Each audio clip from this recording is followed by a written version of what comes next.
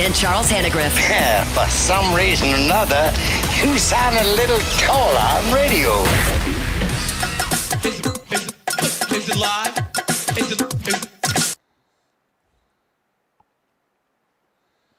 From Doe's Eat Place on Government Street in Mid-City, welcome to the Tuesday edition of Live at Lunch. 104.5 ESPN Baton Rouge. Charles Hannegriff along with Jimmy Ott. Jordan Kinchin's back in the studio. We are on a Monday schedule today, even though it's Tuesday, because Brian Kelly's press conference will be in the middle of today's show, as everybody took the Labor Day weekend off yesterday. Well, not everybody, but we'll do the press conference at its normal time. We'll go to out to LSU at 11:40, and then we'll come back and finish up the show from about 12:30 to 1. Jimmy, good morning. Good morning, sir. Early. Yeah, we got an early start here at Doe's Eat Place, but we're glad that you're with us. We're going to do first class, second class, no class today a little bit later on. You can. It's going to be about the first week of college football, of course.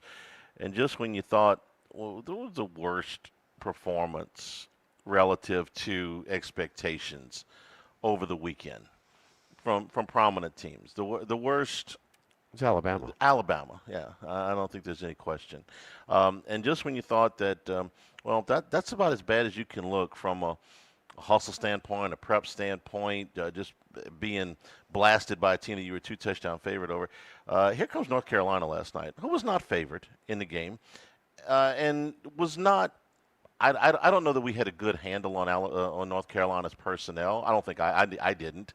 I kind of made this pick blind, thinking that Bill Belichick would improve things. Pretty good coach.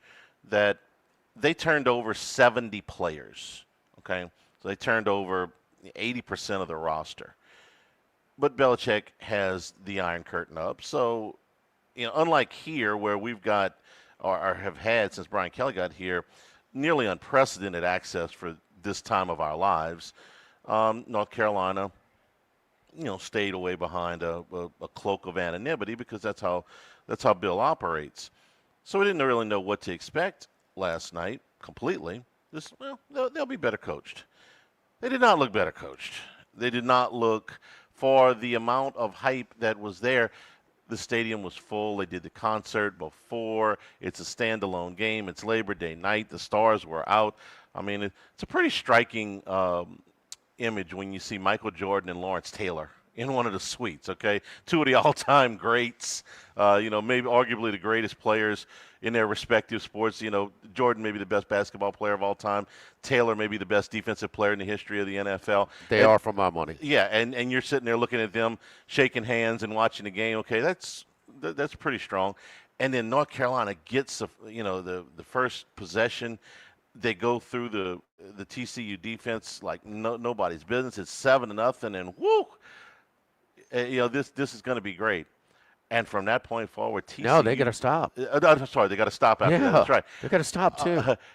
And then from that point on, TCU stomped a mud hole in North Carolina. You brought up a good comparison on our text thread. It's good and bad. Yeah. Well, it was the Saints' first ever playoff game against Minnesota, where they went up 7-0 and then got completely annihilated the rest of the way. The comparison there is I was there, and it was so much excitement. There was so much build-up. There was so much, and we thought we were good. It was a tough place to play, and this was just a formality, and it was going to be a collision course till we meet the 49ers in the conference championship game.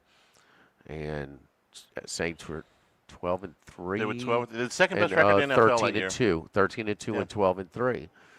And Bobby Hebert hits Eric Martin. I'm sitting in the load section in that corner right below us.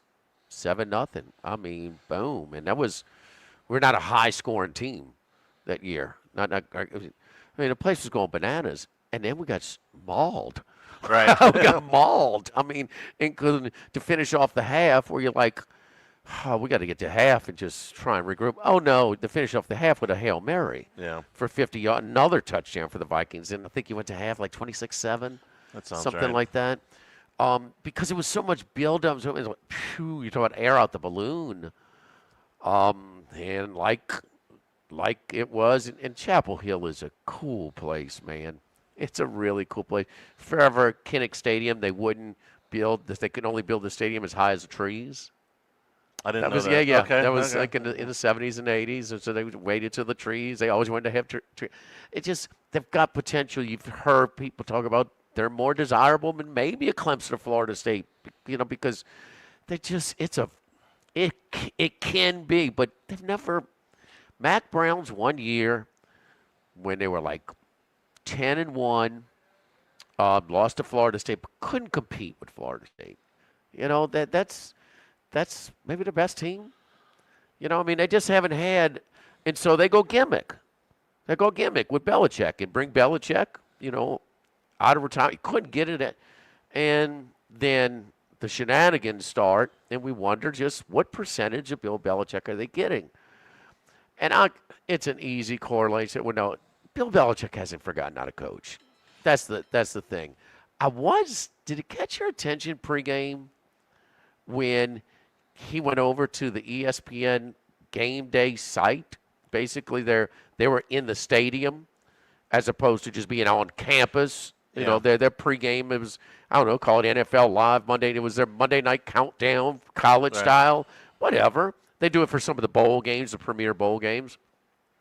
He's shaking hands and kind of taking pictures with people. He did a lot of what you call glad handing in pregame, which he never does. Okay, or we've never seen him do. So McAfee's chewing it up, photo op for him. Yeah. This is right up his alley. And Desmond Howard, even, I don't know if he just included himself or photo bombing him or both, but kind of getting in the back of the picture.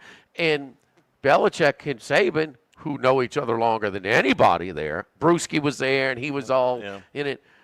Hey, Bill, and shakes his hand, but kind of like this puzzled expression, kind of like. You don't do this. Like, I don't want to speak. The optics tell me, he's a little off. This is not you. Right. Kind of dig. He's not a glad hander. Right. No, and no. What, I'll tell you what I thought when I saw that, because, yes, it did catch my attention. How could it not? Belichick never does that. I thought, okay, you have to do that, not necessarily the ESPN part, but the – you better go find you better go find best boosters to go shake their hands. Boosters, you got to take pictures. You got to shake hands. You got to kiss babies. And I thought, okay, he's embracing that. He's mingling, okay? He didn't have to do with the ESPN people, but you're right. The boosters, the golf coach at North Carolina, whatever. Charlie, you ever been around a coach on game day? Yeah, of course. They got a million things going through their mind. They do. This is not, you have your obligatory exchange with the two head coaches before. They do some small talk. It's like 5 minutes, but no. Leave me alone on game day, man. Leave me alone on game day. This is not the focus, the ultra focused, typical coach Belichick. This was different. I'm sorry. It's easy to correlate them, and I'm not saying that's their only problems, because their problems their absolute biggest problem was their roster. The roster's the biggest and we're problem. going to get to that, but I thought it was him saying, okay, you know what? I can't do like I did in the NFL and just block everybody out. Charlie, I got to go do some high of this to stuff. the NFL. Don't mess with a coach on game day. They don't want to do it, Jimmy, but they have to. I mean, they don't. He didn't have to go do that. Not the ESPN part. No, he didn't. So what are you talking about? I'm talking about you have to schmooze a little bit. Not during game day. On game, no, you don't. No, you don't. But you're telling me Nick Saban on game before the game. Now he used to have them cats that come to his house on Highland Road after the game, but not before the game. No, on the field, there's a little schmoozing. Yeah, I've been down on the LSU field before the game, and it's a little schmoozing. Is it to the extent that he went out of his way? They didn't yes, go see he did him. because it was the first game, and it was a big deal on campus. Did he have to? No, he could have not done it. I thought it was him saying, okay, you know what, I got to play this a little bit different. Now, you didn't see Saban's reaction when he came over and took pictures with him? I didn't notice that. I didn't look at Saban's face. Not saying that it's I read into it like everybody else is going crazy. Saban knows him longer than everybody, and it was just kind of like okay, kind of. It was It was. He's been doing things different since he got to North Carolina than he did at New England, and you can, is it because of who he's dating? He never let anybody dominate an interview like he let her do that with that CBS thing. He's done a lot of things different, better for worse. Okay, let's talk about the roster for a second. He completely overhauled this thing. Now, how much budget did he have to work with, and how much had the quarterback time, $2 million, and how much time did he have to? He got the job in mid-December. To really, okay, you can turn it all over, but can you turn it all over? How much time did he have to evaluate every one of those players that he brought in? How many of them were, okay, this is what's left. This is what I can reasonably get at this point. Because they turned over most of the roster. Deion turned over most of the roster in Colorado. They went from 1 win to 4. He would have had to take some guys from other staffs who had been evaluating other rosters to begin with. That's a very late start if you bring in Lombardi and some other people who haven't been on this specific beat, evaluating current players in college football that not going to the draft, not losing, that's going to still have some eligibility that might be able to be attainable for you. Yeah, I'd say they got a very late start with that, and it shows. I don't know the 80 people on his entire staff. I know Lombardi. I know he and Lombardi were in contact for years and had basically devised an outline of, a detailed outline of whether it's an NFL or a college team of what they needed from them, as far as, staff, budget, the whole, just all that stuff. But I'm sure what North Carolina thought they didn't think they were going to get this circus. That's obvious, and how much is distraction in the offseason, how much it applies. When he's coaching, he didn't forget how to block and tackle. And that just roster. They were sky high, and they came back to earth real quick, and to the tune of 532 to 222 in yards. And TCU tried to take their foot off the gas. Yeah, TCU bit the bullet last year. They're improved just how much. They got a kid that can make all the throws, but TCU's. We don't know. Can TCU be in Arizona State this year and we look differently on this game? They were a 9-4 team a year ago. It's not like they were bad. They were 9-4 last year. Yeah, they were 9-4. So it's not like this is a bad team. No. I thought they were closer to 500. I'm sorry. The biggest surprise to me of the whole night was how poor the fundamentals were on defense. North Carolina, TCU ran it was 7 yards of carry, and it felt like 17. There were guys going to make tackles that looked like they had no interest. The first couple of drives were fine, and then it was just kind of, once it broke loose, Charlie, it was you want to my point is, go back and watch the first couple of drives. They were actually doing some resistance. They were hitting some people. When a tight end caught the ball, they popped it pretty good. It was.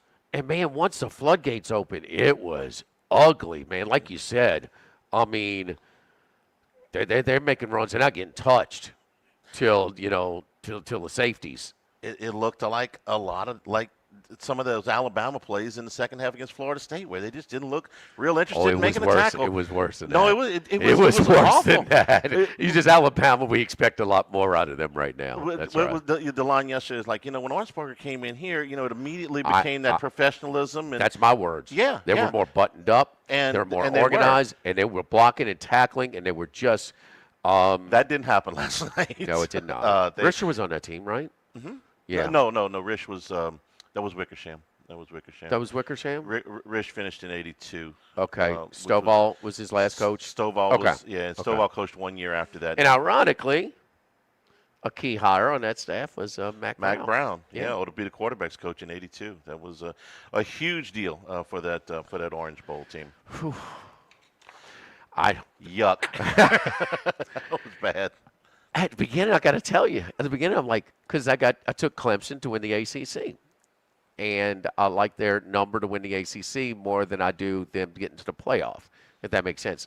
So it's just a better price. But I'm like, man, this trip to Chapel Hill might be tougher than I thought. Oh, no, we're fine. I felt very good after the first about my pick, not so much about an hour later. I mean, it's been a long time since I've seen a game like just flip like that. Wow. I mean, and it was just the outlier was the beginning. There's no doubt. We're over here at Doe's for lunch today. Don't forget that their Monday through Friday lunch specials are available 11 a.m. to 2 p.m. Sandwiches like the club, the hamburger, chicken sandwich. You can get the chicken sandwich grilled, fried, blackened on a brioche bun. Hot chicken sandwich. That's fried and dipped Nashville style. You can dress it up with all kinds of cheeses, bacon, onions, garlic, aiolis, chili, you name it. Po' boys. Do you see shrimp, catfish, or broiled shrimp po' boys? Debris po' boy also with the dark brown gravy served on New Orleans French bread with provolone and garlic, horseradish, aioli. Meatball po' boy is really good. Black and blue po' boy, that's the blue cheese melted over thin sliced steak with garlic, horseradish, aioli. Our salads are we got a chef salad and we got the grilled steak salad. You can do a chef salad or you can do the salad with grilled or blackened chicken or fried or broiled shrimp. And our plate lunches that are, they are generous portions to say the least. Spaghetti and meatballs, hamburger steak, fried catfish platter, or the country fried steak. The hamburger steak, you can get that with the mashed potatoes or the hand-cut fries. Hand-cut fries are best in town. They're not greasy. They're just really, really good. Man, they're addictive. Over here, that's a lunch menu available Monday through Friday, 11 a.m. to 2 p.m. at Doe's Eat Place on Government Street. Live at Doe's, live at lunch, 104.5 ESPN Baton Rouge. Live at lunch. Game on. Week 1 starts now, and every touchdown brings you closer to a payout with DraftKings Sportsbook, an official sports betting partner of the NFL. This isn't just football. It's first touchdown fireworks, anytime touchdown rushes, and live bets that ride every momentum shift. At DraftKings, every play is your next shot to win. Right now, inside the DraftKings Sportsbook app, you'll find lines and odds for every NFL matchup. From point spreads to player props, lines and odds are subject to change. New customers, this one's for you. Download the DraftKings Sportsbook app and use code Baton Rouge. That's code Baton Rouge to unlock $300 in bonus bets instantly when you place your first bet of $5 or more. Plus, over $200 off NFL Sunday Ticket. In partnership with DraftKings, the crown is yours. Gambling problem? Call 1-800-GAMBLER. 21 plus. Physically present in Louisiana. Select parishes only. Eligibility restrictions apply. Licensee partner Golden Nugget Lake Charles. Bonus bets expire 7 days after issuance. See sportsbook.draftkings.com/promos. NFL Sunday Ticket offer for new subscribers only. Auto renews until canceled. Digital games and commercial use excluded. Restrictions apply. Additional terms at youtube.com/go/NFL Sunday Ticket/terms. Limited time offer. Looking to buy, build, or refinance a home? At GMFS Mortgage, we make it easy because we're local. Our underwriting and processing happens right here in the Baton Rouge office. That means faster approvals, smoother closings, and real people who understand your needs. For over 26 years, we've helped our neighbors in Louisiana achieve the dream of home ownership. Visit GMFSmortgage.com to get started today. We are GMFS Mortgage, your local lender. GMFS. NMLS number 64997 is an equal housing lender. Mortgages originated at 7389 Florida Boulevard, Suite 200A, Baton Rouge, Louisiana 70806. Friday Night Lights, full speed plays, and sometimes injuries. 9 p.m. every Friday during football season, Rock's Friday Night Clinic gives free care for high school athletes. Football, cheer, band, or dance, everyone's welcome. Learn more at brortho.com. Toyota's bringing its A-game this season. From the linebacker tough Tundra to the Camry that cuts through traffic like a wide receiver, every model's built to score. With legendary reliability, safety that covers all zones, and deals that make you spike the savings, Toyota's the winning drive you've been waiting for. Need a short-term play? Ask about Toyota Rentals and get in the game today. Visit All-Star Toyota at Airline and Goodwood and take the wheel before the clock runs out. All-Star Toyota. People you know, cars you trust. Hey, it's Gordy Rush, and we're excited to introduce Guaranteed Digital Media, your trusted partner in navigating the ever-evolving digital landscape. We offer a full suite of digital media services designed to help your business grow online. The digital world can be complex. Let the team you already know and trust guide you through it. Get a free website audit today. Visit GuaranteeMedia.com. GuaranteeMedia.com. The post-career day press conference, brought to you by Progressive. Anthony, can you tell us what happened during career day? I'm a biomedical researcher. The kids just weren't impressed. How did you feel when your son called in the backup? Embarrassed. and I knew it would be a fireman. It's always a fireman. It's cliche, but a crowd favorite. He had an axe and everything. I can't compete with that. And will the fireman be helping your son with his science fair project? Hope not. I'm literally a scientist. Like it or not, sometimes you need a backup. That's why there's Progressive to protect your home and auto. Progressive Casualty Insurance Company affiliates and other insurers. Not available in all states or situations. At Straight Talk, we get it. You say no a lot. Mom, can I get a tarantula? No. Coffee? No. So we're giving you more reasons to say yes, like a free 5G phone with real unlimited data with select plan activation. Can I use the free phone? Yes. See? Doesn't it feel good to say yes to more? Absolutely. Face tattoo? Absolutely not. Available at straighttalk.com and Walmart. Taxes and fees apply. In-store activation of Gold Unlimited plan or higher required. For network management practices, visit straighttalk.com. Why do billion-dollar insurance companies regularly delay and deny valid claims? Because that's how they got to be billion-dollar insurance companies. If you've been injured, I'd like to help. Spencer Callahan is the one to see. Call 387-2323. LA filing number 16-7969.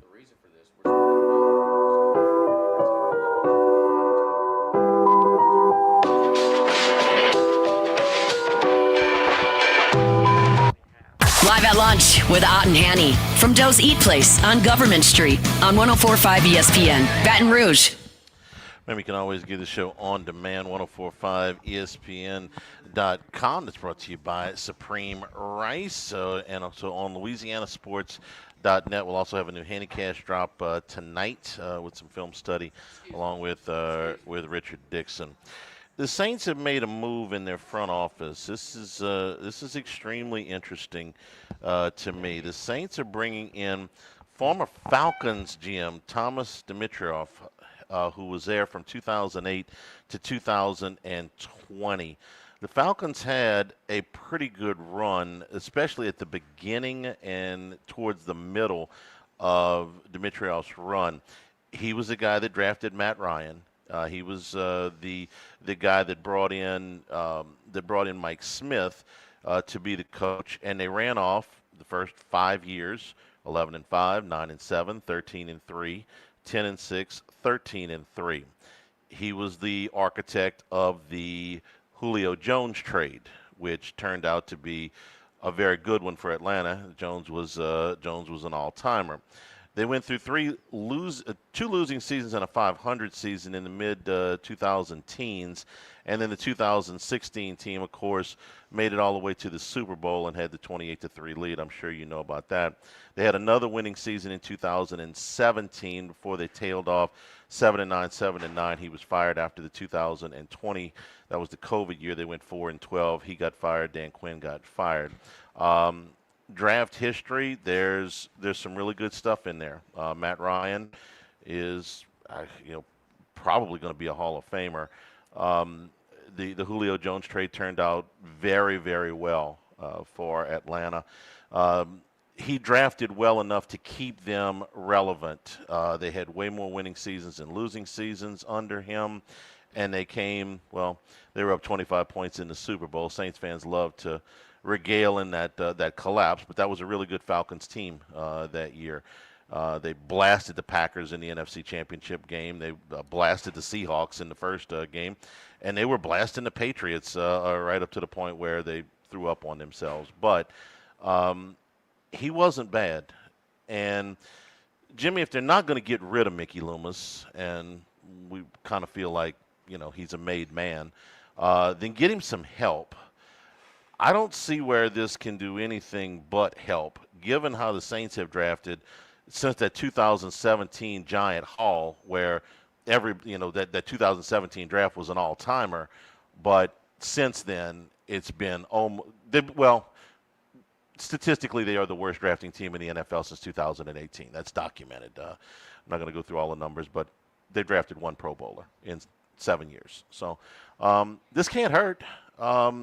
How much influence he's going to have, how much decision-making he's going to have, I don't know.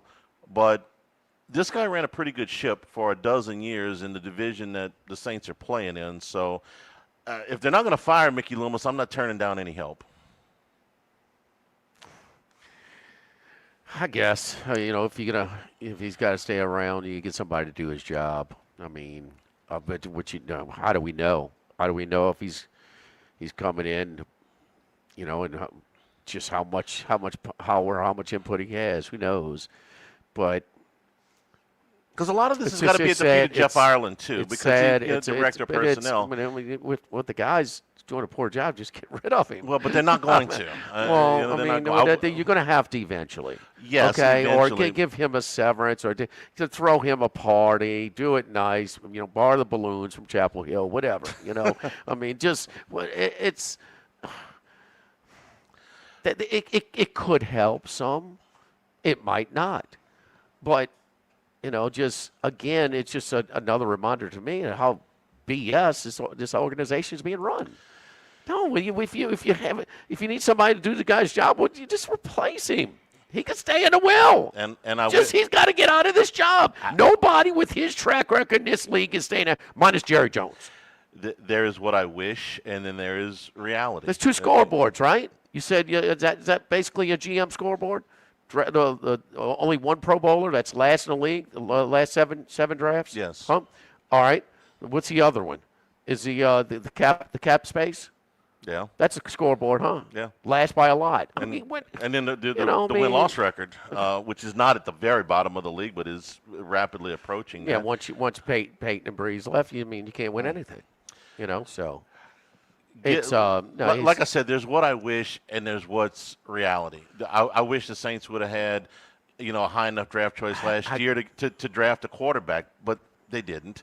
So they drafted an offensive lineman who looks like he's going to be pretty good. I wish that there was a different general manager, but given that that's not going to happen, I mean, this can't hurt. They can't do any worse. Well, I don't know if it's going to help enough, but this guy's made some good moves. He had the Falcons in pretty good position for a long time. That was a good. So the timing to bring him in. Yeah, I don't know how much impact he can have right now. Is he evaluating college prospects? Is he evaluating the start of the season, evaluating others for possible trades or free agent acquisitions? Well, what I hope or he's doing is scouting the draft. Scouting as bad as they've been in the draft. I hope that he's brought in to scout college players the whole season and make draft. Now, is he going to make any impact on this season? No. The season started last Saturday. Nick Underhill's saying that he's been around a ton this offseason already, and he was at Metairie for camp and out in L.A. for those joint practices. You got virtually the whole college football because season. The timing, it's kind of a little weird. So they want to bring him in, kind of get familiar with him. Lord knows we don't want anybody who's going to not blend in. Right. don't shake anything up. I'm sorry, Charlie. It's just it is what it is, man. No, it should not be impossible to relieve Mickey Loomis of his duties. It shouldn't. It should, but it is. Maybe one day it won't be. So. No, well, I hope not. But all evidence to the contrary. You said it yourself. He would have been gone a long time ago with any other ownership group. But maybe Dennis Allen would have been gone long ago too. Well, that was up to Loomis, and she did step in front. She did. She can't. Yes, I'm hopeful that this guy gets at the end of the season. Here's the thing.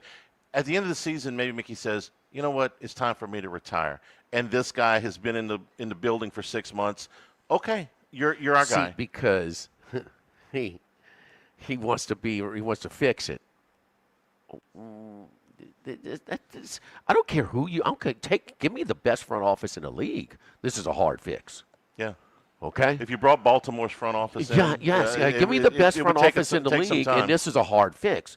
So this is like taking the Vanderbilt job.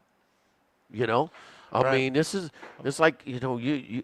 No, you're starting from below rock bottom, pretty much. Okay, so it's a lose for most of the things. So he's hurting his legacy where he's trying to correct it, and that to me is delusion. Maybe if he'd have stepped aside earlier, his legacy would have been protected a little bit more. He'd have got out at the right time. Right. Maybe Mickey's lasting gift to the Saints is he essentially hired his replacement 6 months before he takes the job. Now, Dimitroff, to be fair, has been out of the league for 4 years. He's not been in the league since he left the Falcons in 2020. He interviewed for the Jets job. He interviewed for the Titans job. He didn't get either one. So what they did was they came in and brought him, say, come hang around, we'll vet you. Okay. To make sure, kind of care. That's normal. I get it, but the other half of this whole equation, why are you coming in? Why don't you vet your current employees as much as you do the guys you're bringing in? I'm not saying he's going to fix anything short term or long term. All I'm saying is any move that keeps Mickey Loomis from making any more draft choices or have some other influence other than him making draft choices, I'm all for. I'm willing to try. Yeah, you think you're getting that with this? I don't know. I know he's qualified. I know he's had success before in this division to boot. So, yes, at this point, if I can't have a new general manager, then I'm willing to try this. Yes. Don't forget our friends at K&M Automotive on Segan Lane, Segan near Perkins Road. It's the only place I take my vehicle. It's that engine light comes on. We're not trained mechanics. Got to bring it in to get it evaluated.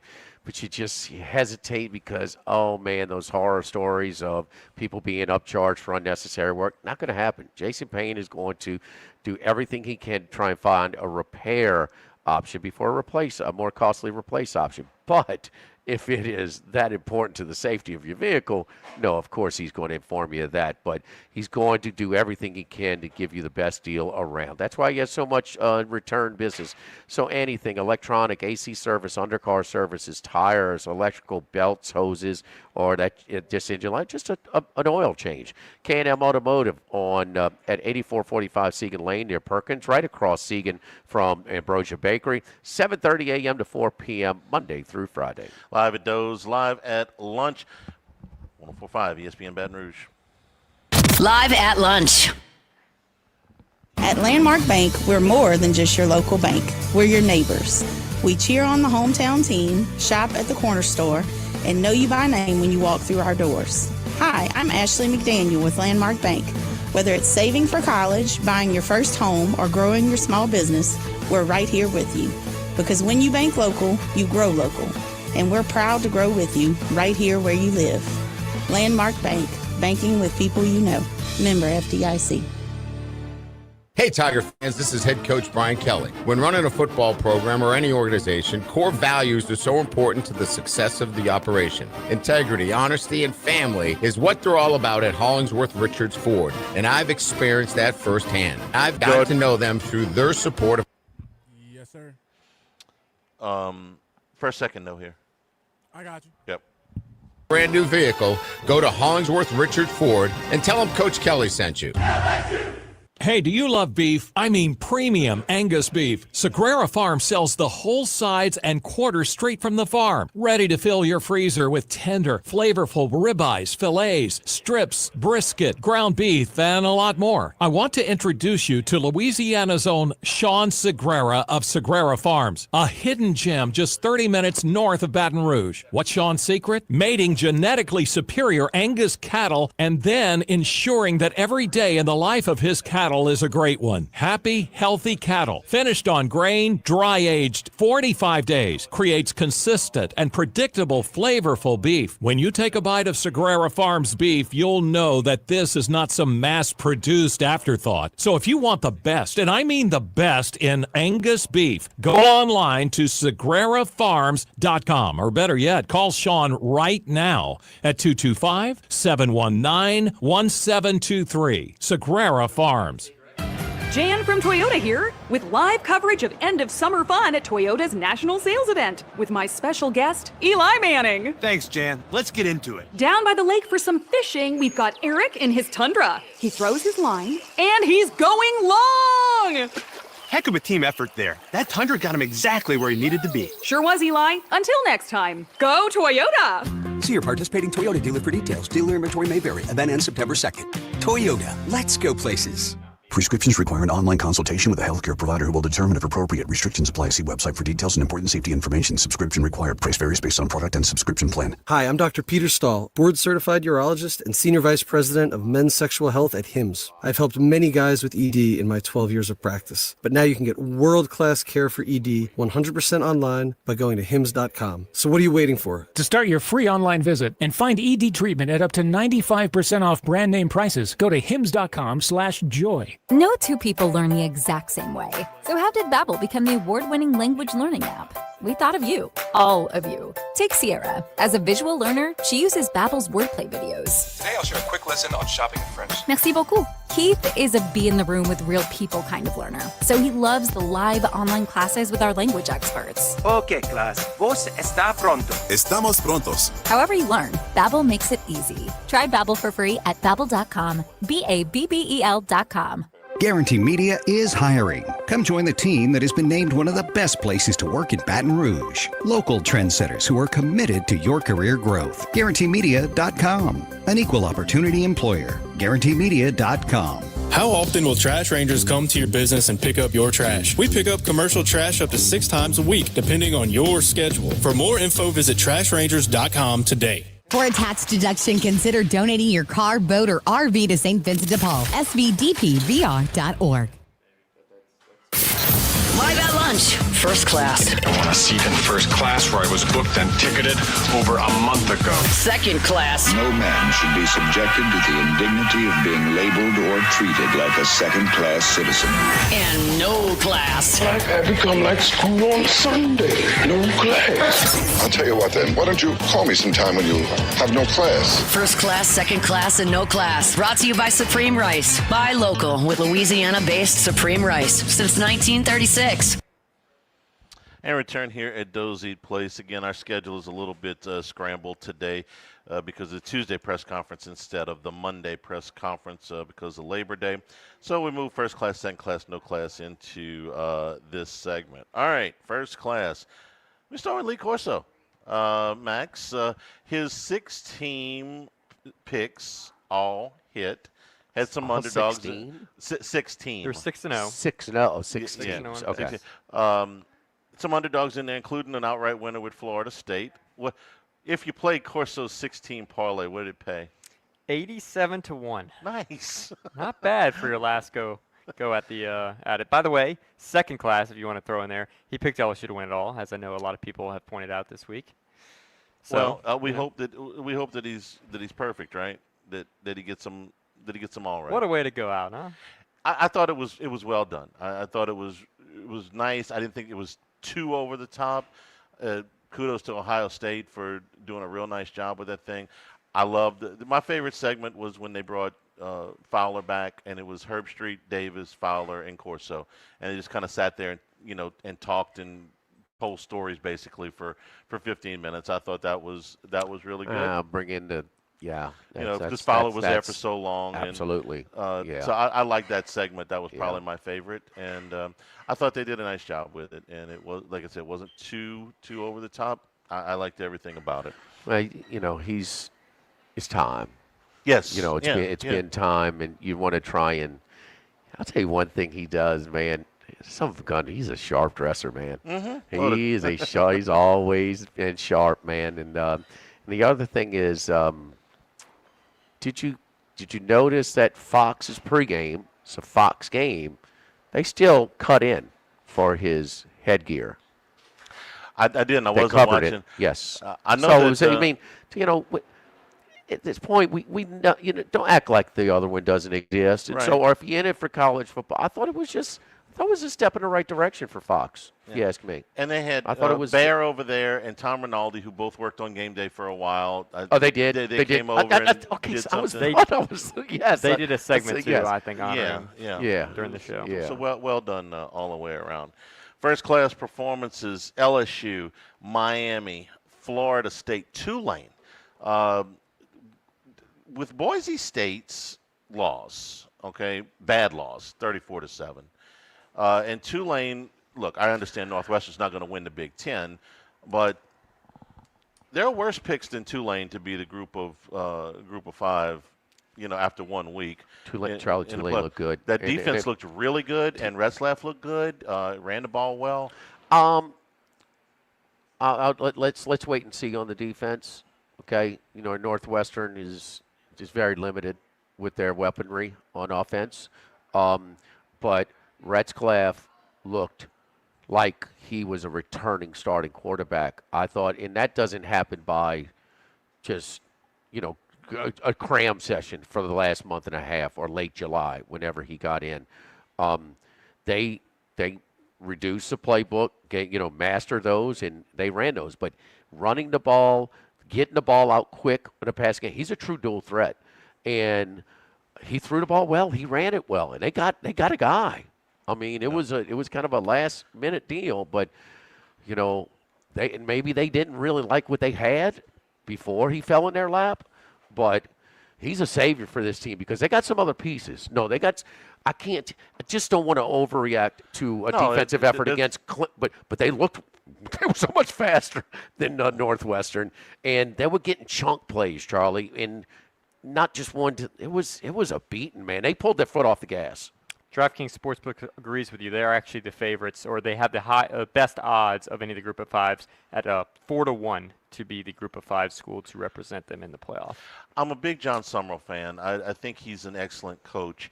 And whatever you got to do to get your team motivated, get your fan base behind you is fine. But wasn't a logical explanation for Northwestern wanting to wear white jerseys is this is a team that trains in the Midwest, the upper Midwest, that is coming down to a hot, humid place and didn't want to wear black jerseys or purple jerseys and said, hey, no, we're going to wear white, rather than calling it a disrespect to New Orleans. I mean, that's the way I read it. Summerall went nuts in the post game and said, we requested to wear white jerseys because it was the anniversary of Katrina and they had jerseys made up, and of course you have to have the visiting team's permission. And Northwestern said no, and Summerall took it as a slight to New Orleans.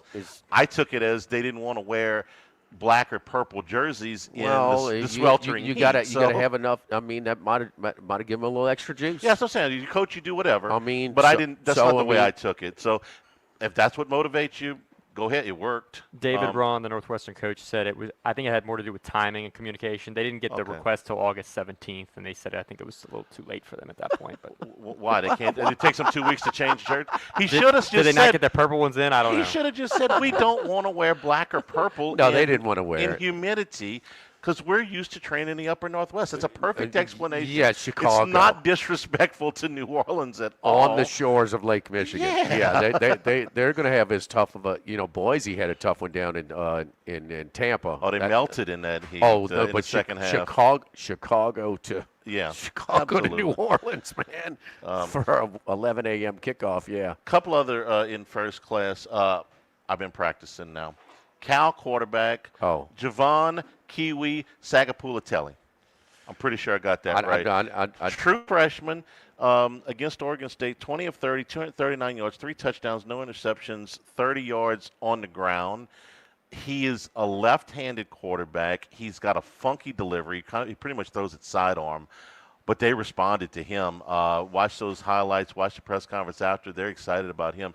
Cool little player at a school that how much is the deck stacked against Cal? How much are you going to put? Well, they stacked themselves. They did against themselves a lot too. But he was fun to watch. Not as much as it stacked against their opponent on Saturday night in Oregon State. So it was at Corvallis. He's not like he's a Cinderella story. He's a highly recruited player that signed with Oregon, and he transferred out. We went back home to the Bay Area once the UCLA kid was coming over. He saw the handwriting on the wall. Who looked really Montana State? I get it. Who looked really good for practicing against air, basically. Mm-hmm. But no, it's not like he's it wasn't like he wasn't on people's radar coming out. First true road start. Yeah, he had a really nice. Road start. Hostile environment. Corvallis, I guess, maybe. Didn't watch the game, but I did. I saw highlights. I heard he was good, but he had a good game. I mean, let's not go crazy, but he had a good game. Yeah, but finish that off. It's in a hostile environment, And I'll tell you what, I didn't know when Notre Dame Miami was rocking Sunday night. I heard from somebody at the game, it was like 90-10 Miami. Surprised me. Tim told me 85-15 he thought going into the stadium. So, yeah. So, they had something to cheer about. Yeah. One more quarterback I wanted to put in first class because he's had 2 good weeks now. Iowa State's Rocco Becht.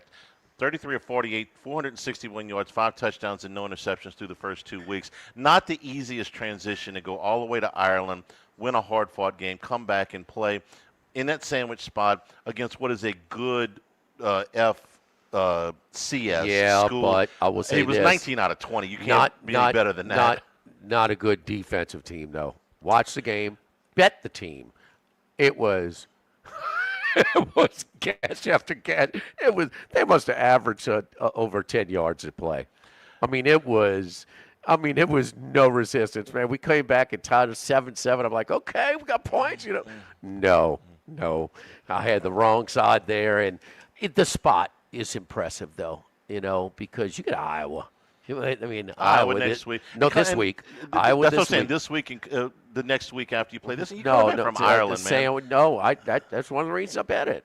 But yes, against AR and South Dakota, Charlie, they might be a nice program. They ain't worth the crap on defense. Well, trust me, they're not good. Let's see what Beck does against Iowa. No, this but week. he's just followed it up, man. Take care of business. Second class, good with a chance to be great. The one team that really fits in here for me is Tennessee and the quarterback, Joe Aguilar. They put up a bunch of yards. They put up a bunch of points. They gave up some points in the second half. Good. I want to see more. Aguilar, we talked about his numbers, that they had decreased first year to second year at Appalachian State. What would he do? He was far better than Nico in the first week. He's obviously got better supporting cast. Good. I want to see more. I don't know how run good more they of are. your offense with him. And he wasn't like he made some bad throws too. There was some kinks. He sailed some early, especially early. But he puts air under his deep ball. You can push the ball vertically. You can run. He's a dual threat.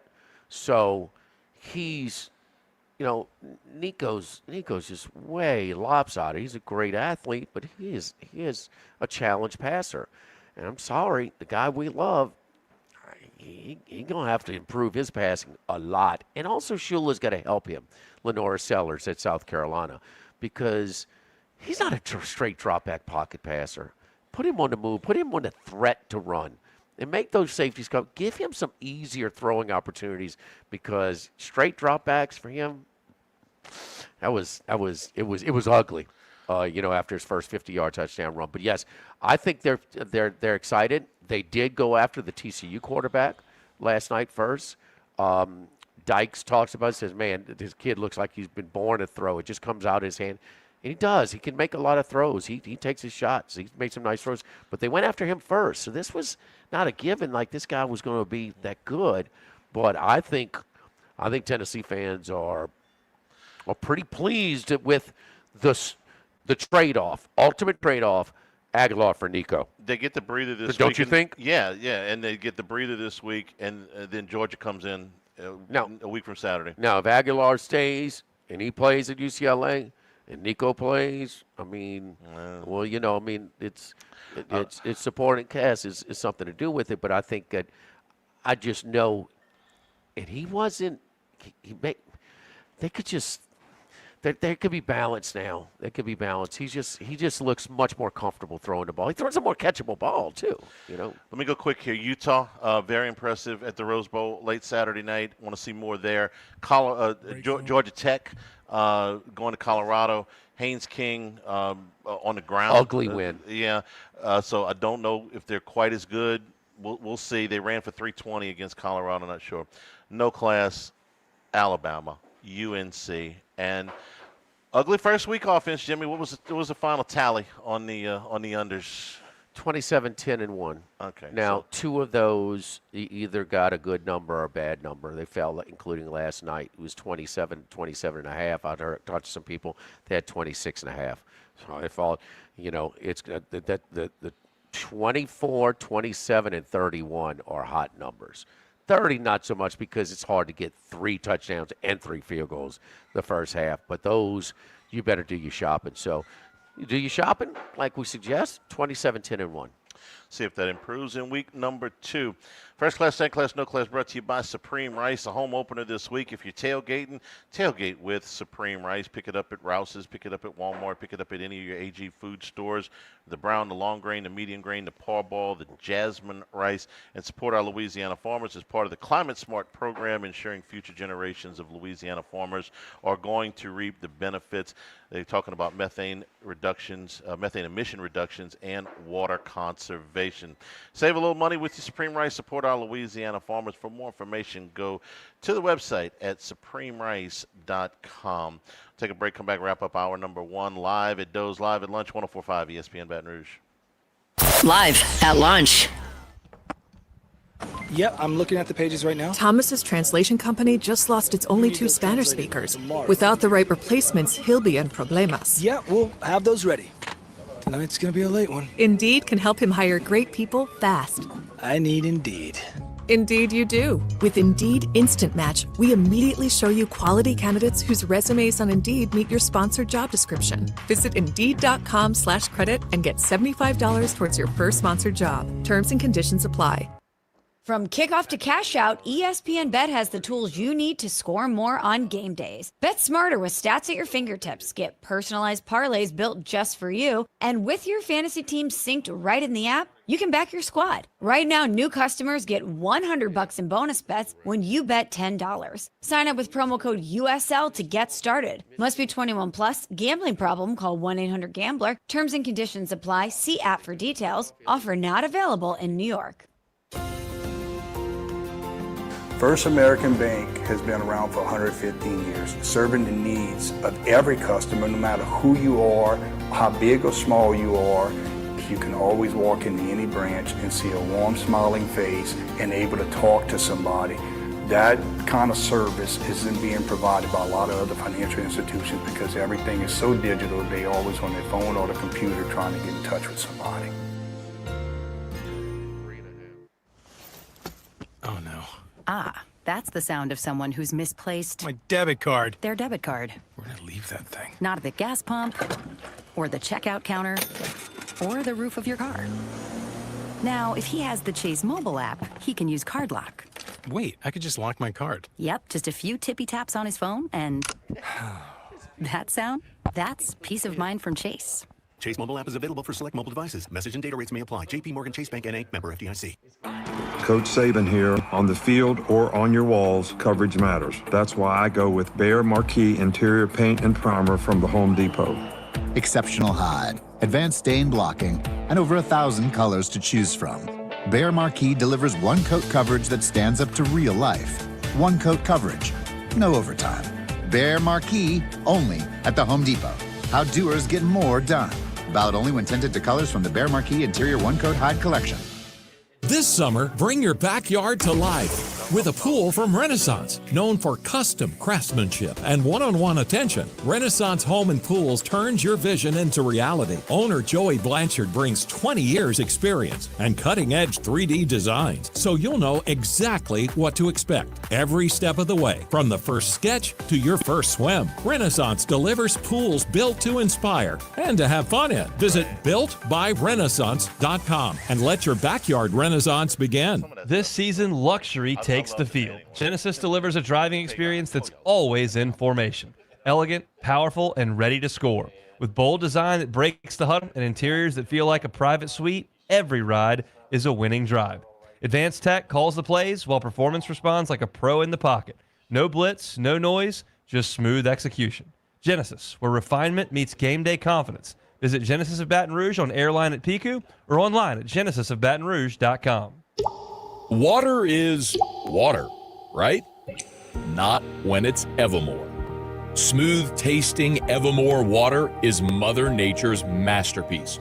Evermore is natural artesian water. Maybe you want a healthier lifestyle, a high-end athlete who wants better hydration, or a parent who wants something healthier for their kids. You want Evermore. EVAMOR. Evermore. Available at great local retailers.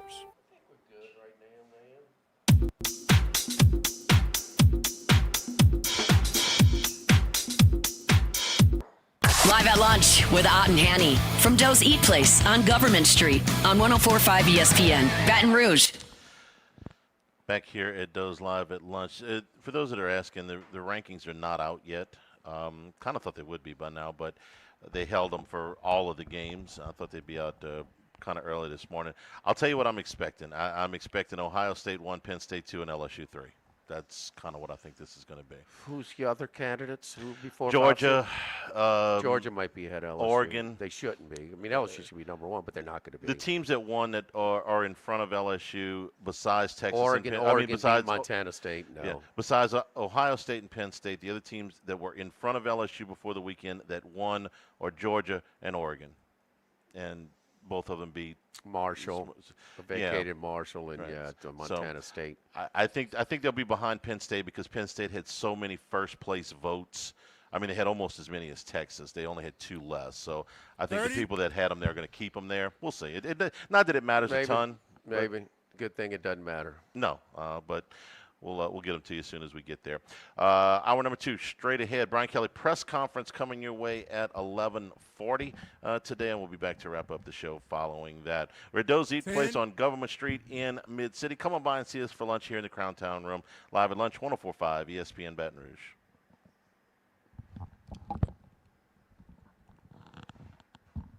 Live at lunch. Jake and James here from Trash Rangers of Louisiana with more questions from our customers. Christian Walker asks, I've heard you mention different size roll-off dumpsters. Anybody there? Hey, are we still calling Andy Isco 11:15? Jimmy, Andy, going. He's going to be fine. Yeah, he's going to be fine. Okay, gotcha.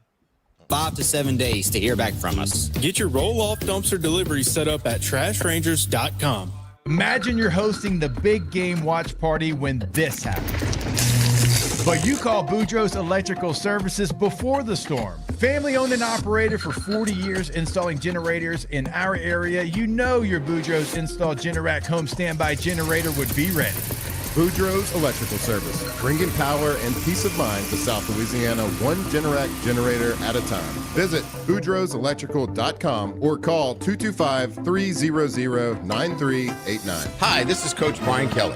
Hollingsworth Richard Ford has been a member of the Tiger Transportation Team since 1990. Since my arrival in Baton Rouge, I have come to know the Hollingsworth Richards family and have been impressed by the environment and culture they have established at their dealerships. When it's time for you to start searching for a vehicle, it's important to do business with someone you can trust. So the next time you're in the market for a new car or truck, make sure you visit Hollingsworth Richards Ford and tell them Coach Kelly sent you. Go Tigers! Get ready, Gonzales. The East Ascension Ducks Unlimited Banquet is coming Thursday, September 4th to the all-new Pace Center. Doors open at 5:30 for a night packed with food, drinks, and fun. Live and silent auctions, raffles, tons of guns and gear, and exclusive Ducks Unlimited merchandise. Every ticket for this family-friendly event helps conserve wetlands and wildlife right here in Louisiana. Seats are limited, so don't wait. Visit ducks.org and click the events tab. Remember, it's Thursday, September 4th at the Pace Center in Gonzales. The Post-Career Day Press Conference, brought to you by Progressive. Anthony, can you tell us what happened during Career Day? I'm a biomedical researcher. The kids just weren't impressed. How did you feel when your son called in the backup? Embarrassed, and I knew it would be a fireman. It's always a fireman. It's cliche, but a crowd favorite. He had an axe and everything. I can't compete with that. And will the fireman be helping your son with his science fair project? Hope not. I'm literally a scientist. Like it or not, sometimes you need a backup. That's why there's Progressive to protect your home and auto. Progressive Casualty Insurance Company affiliates and other insurers. Not available in all states or situations. At Straight Talk, we get it. You say no a lot. Mom, can I get a tarantula? No. Coffee? No. So we're giving you more reasons to say yes, like a free 5G phone with real unlimited data with select plan activation. Can I use the free phone? Yes. See? Doesn't it feel good to say yes to more? Absolutely. Face tattoo? Absolutely not. Available at straighttalk.com and Walmart. Taxes and fees apply. In-store activation of Gold Unlimited plan or higher required. For network management practices, visit straighttalk.com. Guarantee Media is hiring. Come join the team that has been named one of the best places to work in Baton Rouge. Local trendsetters who are committed to your career growth. GuaranteeMedia.com. An equal opportunity employer. GuaranteeMedia.com. Stabs Prime Steak and Seafood? Stabs Prime Steak and Seafood. Well, I guess along with those sizzling steaks, we do have wood-fired oysters and scallops, beautiful sea bass, fresh Gulf fish and shrimp, and rich Ora King salmon. So yeah, Stab's Prime Steak and Seafood. Jefferson Highway across from Palermo Ristorante. Tell Leo that Kevin sent you. And don't forget, there ain't no cake in that crab cake. Come and see us. Why do billion-dollar insurance companies regularly delay and deny valid claims? Because that's how they got to be billion-dollar insurance companies. If you've been injured, I'd like to help. Spencer Callahan is the one to see. Call 387-2323. LA filing number 16-7969. WNXX Jackson, KNXX Donaldsonville, and WDGL HD2 Baton Rouge. This hour brought to you by Spencer Callahan Injury Lawyers. LA 21-12681. Offices in Baton Rouge.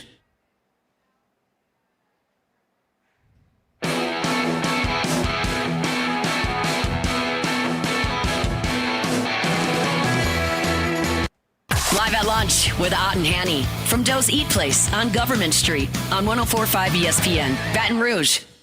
And return here at Doe's. We're on a Monday schedule on a Tuesday because of the Labor Day holiday. We'll be going to the Brian Kelly press conference here in about 40 minutes.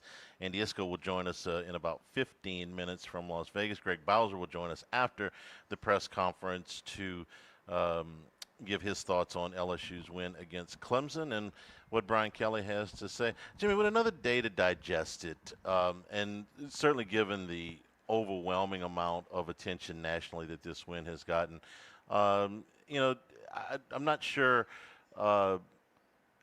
it's deserved, I think, based on how they performed. Any more thoughts about, what happened Saturday night from LSU's perspective? Listen, the college football is going to be a lot different in November than it is in August, okay? But what you did see was on display in real time, not film, not reputation, not, beat writers, practice and stuff like that. They're so scared of getting guys hurt in practice that, it's hard to get together. But what you saw was so much talent and depth, speed that you have a chance.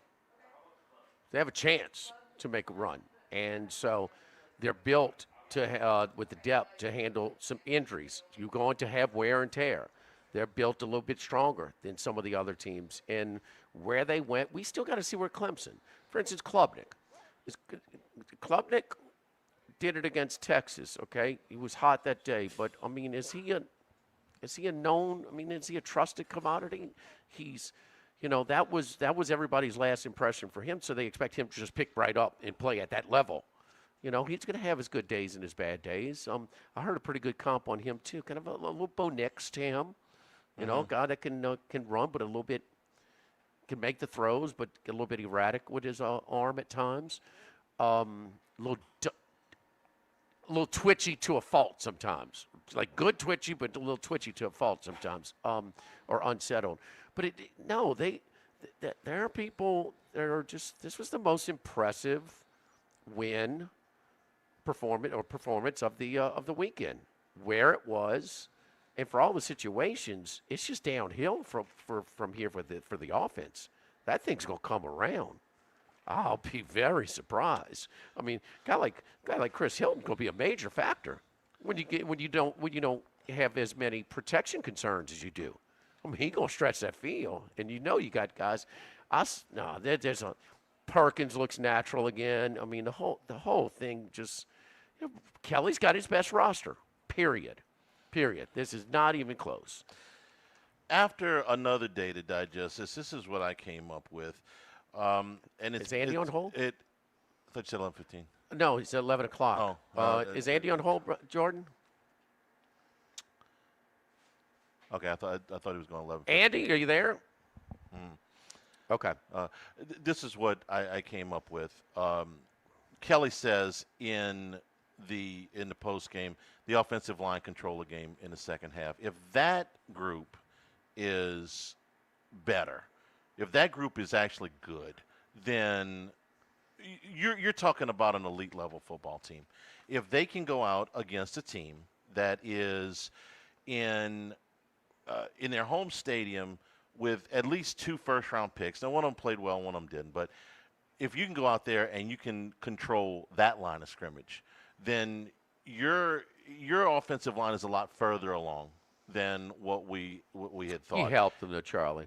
You helped them. Well, you can still do that in other games. You can do that, but I mean, this was they did enough. I mean, they got some sacks, they got some pressures, but I mean, what was the average time where he released the ball? It was 2 seconds. Right at 2.2 seconds. Okay, so how many? That's the average. So half of them over. I mean, I would say the majority were under that. No, the pass protection, they're definitely skewing that because of the quick release. More the running game to me. They ran it enough. Now they didn't gash them, okay, but they ran it enough to have really good balance, a 39-31 balance.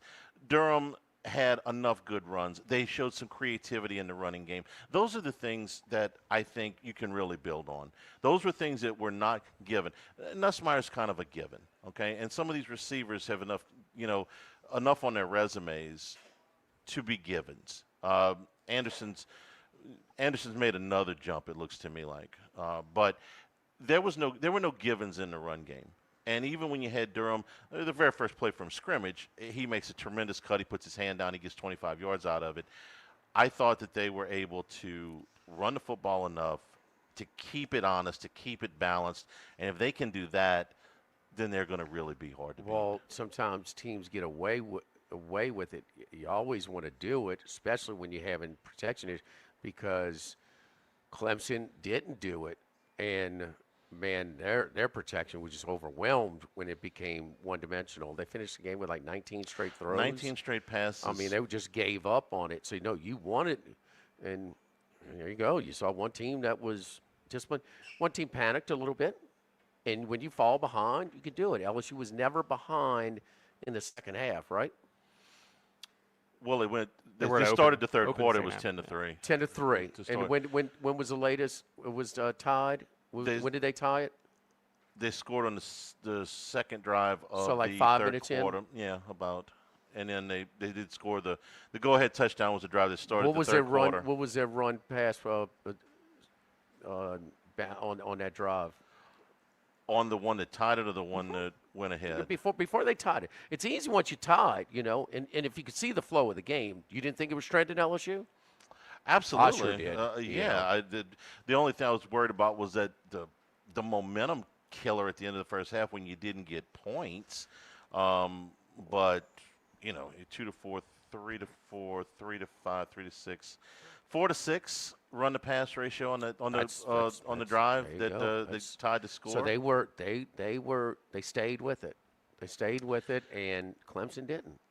And the touchdown drive started out with the go-ahead touchdown started out with three straight runs, and then at the end of the game where they were trying to really run some clock, they run what essentially is a long handoff to Jawan Johnson. They ran three straight times. I mean, that's going to go down as a pass, but it's essentially a long handoff, and Nussmeier throws it really well. He reminds me of a little bit of Matt Mauck. Mauck used to throw that bubble screen perfect. It's not exactly the same as when they ran it under Saban, but they ran that 3 times in a row, and Clemson couldn't stop it. And I thought they cut it off at the right spot. Yeah, you know, I mean, you want to do it till they stop it, but I mean, it was And they tried to run it to the other side, and Clemson sniffed that one out, and that was, like I said, that was probably the only mistake that I thought Nussmeier really made the whole night. He probably should have eaten that one, but like I said, I'll give him one. Who cares? And then they got a little bit, like I said, creative. The Xavier Thomas piece, he had some creative runs, and then they ran the one reverse pass that was wide open. Especially with all of your teams that have first-year starting quarterbacks. The learning curve is going to be longer for them. So if they can weather the storm through the first couple of months and stay alive, mathematically alive, and then kind of get it going, in November, well, then some teams might look differently. Tennessee can be a threat. Georgia, again, running a quarterback a lot, man, a lot. I mean, I think it's got to be almost like an in-state competition. Which quarterback's going to get hurt the first? Between Haynes, King, and Stockton. Haynes King is used to that at least. I mean, he's I done know, it. But he's done it a lot. He missed some time last year. I mean, it's you're going to have to throw the ball a little bit more. I'm sorry. I mean, we like Haynes King. We love the coach. He's done a whale of a job. He's maxing out. Maybe it was a panic because that was just they're on the road. I mean, they turned the ball over 3 times their first 10 snaps or something. I mean, it was a disastrous start, and they still won the game. So I'm saying just get out of it, but you can't. He's going to take those hits. There are going to be teams that are going to hit him hard than Colorado did on Friday night. You watched the Georgia game. I didn't get to see any of it. Were these just designed runs? Just they were and designed? he gives up. Even when he drops back to pass, he gives up on it too quick. It's not what you want to see against Marshall. You need to work on your passing game. Get the ball out your hand. So his numbers weren't bad, but that's fine when you can blow the people off the line. But it's almost like just a lot of running quarterbacks this year that should be a little further along, or at least trying. There's no reason Georgia's got to sweat the outcome against Marshall. The whole roster went to Southern Miss. That's what I'm saying. Marshall had to turn the whole thing over. And look, the score. This one was never in doubt. Maybe it wasn't as quite the dominant statistical show that you'd like to see, but it was 14-0 in the first quarter. It was 24-0 at the half. I mean, they were in control of this thing. Marshall got the one touchdown late. But they're not going to be able to just hand the ball off against teams that would. No, they got to be a lot better in 2 weeks against Tennessee. You don't think their lack of passing game hurt them in the playoff against Notre Dame? Absolutely, it did. And new quarterback there that was kind of thrust into it. No, when they go to Tennessee in 2 weeks, it was different. It was different deal. Texas got blind. He got thrown in the middle of the conference championship game, where Notre Dame had a chance to say, okay, we know what this guy's limitations. I just didn't. You gotta have a. He was recruited heavily, but he's just not comfortable throwing the ball right now. Still a bit of a gap in the SEC title odds. LSU plus 550, good ways behind Texas and Georgia, who are right around 3-1 at the DraftKings. Oh, I'm sorry, but all of the values on LSU. I already took them at 7-1, so. Plus 550. I mean, they're ahead of Alabama now, but that's just a slight adjustment, I would say, in the SEC. And I'm going to tell you what, and he's a guy that. He wasn't a problem for Alabama, Ty Simpson. He was not the problem. He was getting harassed. He played tough. He had a very similar game to your boy from Notre Dame. Okay? Now, there was he was running for his life a lot. He was getting hit. They were dropping balls. I mean, Williams dropped 3. No, he got pounded the other night. Carr for Notre Dame, he did a lot of things. It reminded me of very early in Johnny Manziel's career, where it's like, don't do that. Okay, well, it worked out. He's got a little something to him. They were in desperate spots, so what's the risk? Well, I mean, in the first half. The first touchdown, he he turns backwards 3 times and then completes the touchdown. He finished pass. way better than he started. Yes, absolutely. He was better in the second half. He finished way better than he started. Yeah, don't forget our friends over at Total Maintenance. At AC wears down. You heard the horror stories about people calling and, we can't get to you for a couple of days. Well, they don't come for a couple of days. Not going to happen with Total Maintenance. 480-1000. 480-1000 is the number to call. We're one of South Louisiana's oldest and largest air conditioning and heating companies in South Louisiana. Hey, man, Lucas Ragusa has worked in every step of the operation. So from technician all the way up to owner, he knows how to assemble a good staff. He's a lifer in the industry. He is committed. He works hard as well. So our motto is nobody goes to sleep hot, baby. So service today, every day. That AC unit breaks down. Total Maintenance, 480-1000. Live at Doe's, live at lunch, 104.5 ESPN Baton Rouge. Live at lunch. The Grand Bayou Casino, conveniently located off I-10 at exit 139 in Crow's Head, offers the latest video poker machines 24 hours a day, 7 days a week. Got a great staff at the Grand Bayou Casino. Our inviting staff will greet you with complimentary coffee and sodas as you enjoy listening to the curated tunes in our comfortable seating. Make the trip to Grand Bayou Casino where players are welcome. The Grand Bayou Casino, I-10 at the Gross 10 exit. If you or someone you know has a gambling problem, call 1-877-770-STOP. The Grand Bayou Casino. This is Charles Hanniger for Coastal Capital Advisors. When it comes to retirement, no two situations are alike, so Coastal Capital Advisors will tailor a plan for your family's needs, no matter your age or your financial situation. The bottom line is Coastal Capital Advisors will work with you and build a lifetime relationship. I know, because they work for me. For more information, contact Philip Fontenot and his staff at 337-981-1376 or online at coastalcapitaladv.com. Advisory services provided by New Age Advisors LLC, doing business as Coastal Capital Advisors as a registered investment advisor. Securities offered through New Age Securities Inc., member FINRA, SIPC. This is Buzzy Hydell for the Morris Insurance Group. Outdoorsmen in the state might be having a tough time right now finding policies to fit on the properties they love. If you've got a hunting camp, a boat, or an RV that has been difficult to insure, we want you to look again. For owners or renters, the Morris Insurance Group can help you all the way to the duck camp or the fishing boat.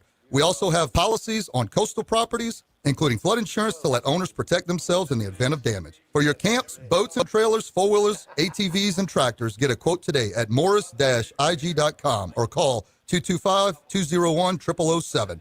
This hour of Live at Lunch with Ott and Hanny is brought to you by Dana Brown at the law offices of O.C. Brown, 343-1111 and ocbrown.com. Roto-Rooter for all your plumbing needs, 925-8710. Supreme Rice, grown, milled, processed in Louisiana since 1936. United Community Bank, the local way to bank big. Tex Morris at Edward Jones Investments on Jefferson Highway, 928-8659. Total Maintenance, your one-stop shop for AC, electrical, generators, and plumbing. Service today, every day for Total Maintenance and Coastal Capital Advisors. Markets evolve. We adapt.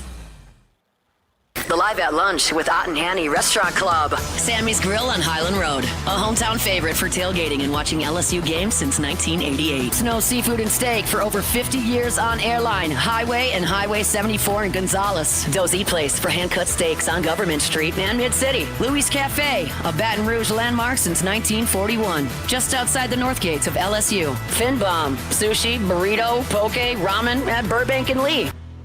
1950, Phil's Oyster Bar started on Government Street, and Gus Piazza took over in the 70s, and now his son Anthony is taking it to another level at the current location in South Downs. It's always been a Baton Rouge landmark. Seafood, oysters, po' boys, burgers, and more, all served up in an atmosphere full of sports nostalgia and tons of TVs to catch all the games. Seafood gumbo, crawfish cheesecake, or my favorite, the meatball quesadilla to start. Check out dinner and bar specials at philsoysterbar.com. You know we bleed purple and gold at Phil's Oyster Bar in the South Downs Shopping Center. We're here to examine things that get better with age, like this bottle of Chateau Lafite Rothschild, vintage 1877. Age can make things more valuable, like this Picasso from his Blue Period, 1904.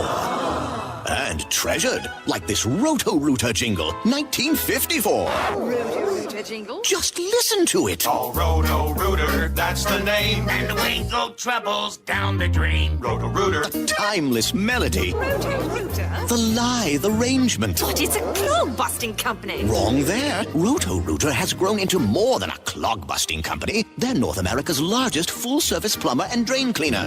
And when you need Roto-Rooter, remembering this jingle can be priceless. Roto-Rooter. For all of your plumbing and drainage solutions, call Roto-Rooter in Baton Rouge at 925-8710. That's 925-8710.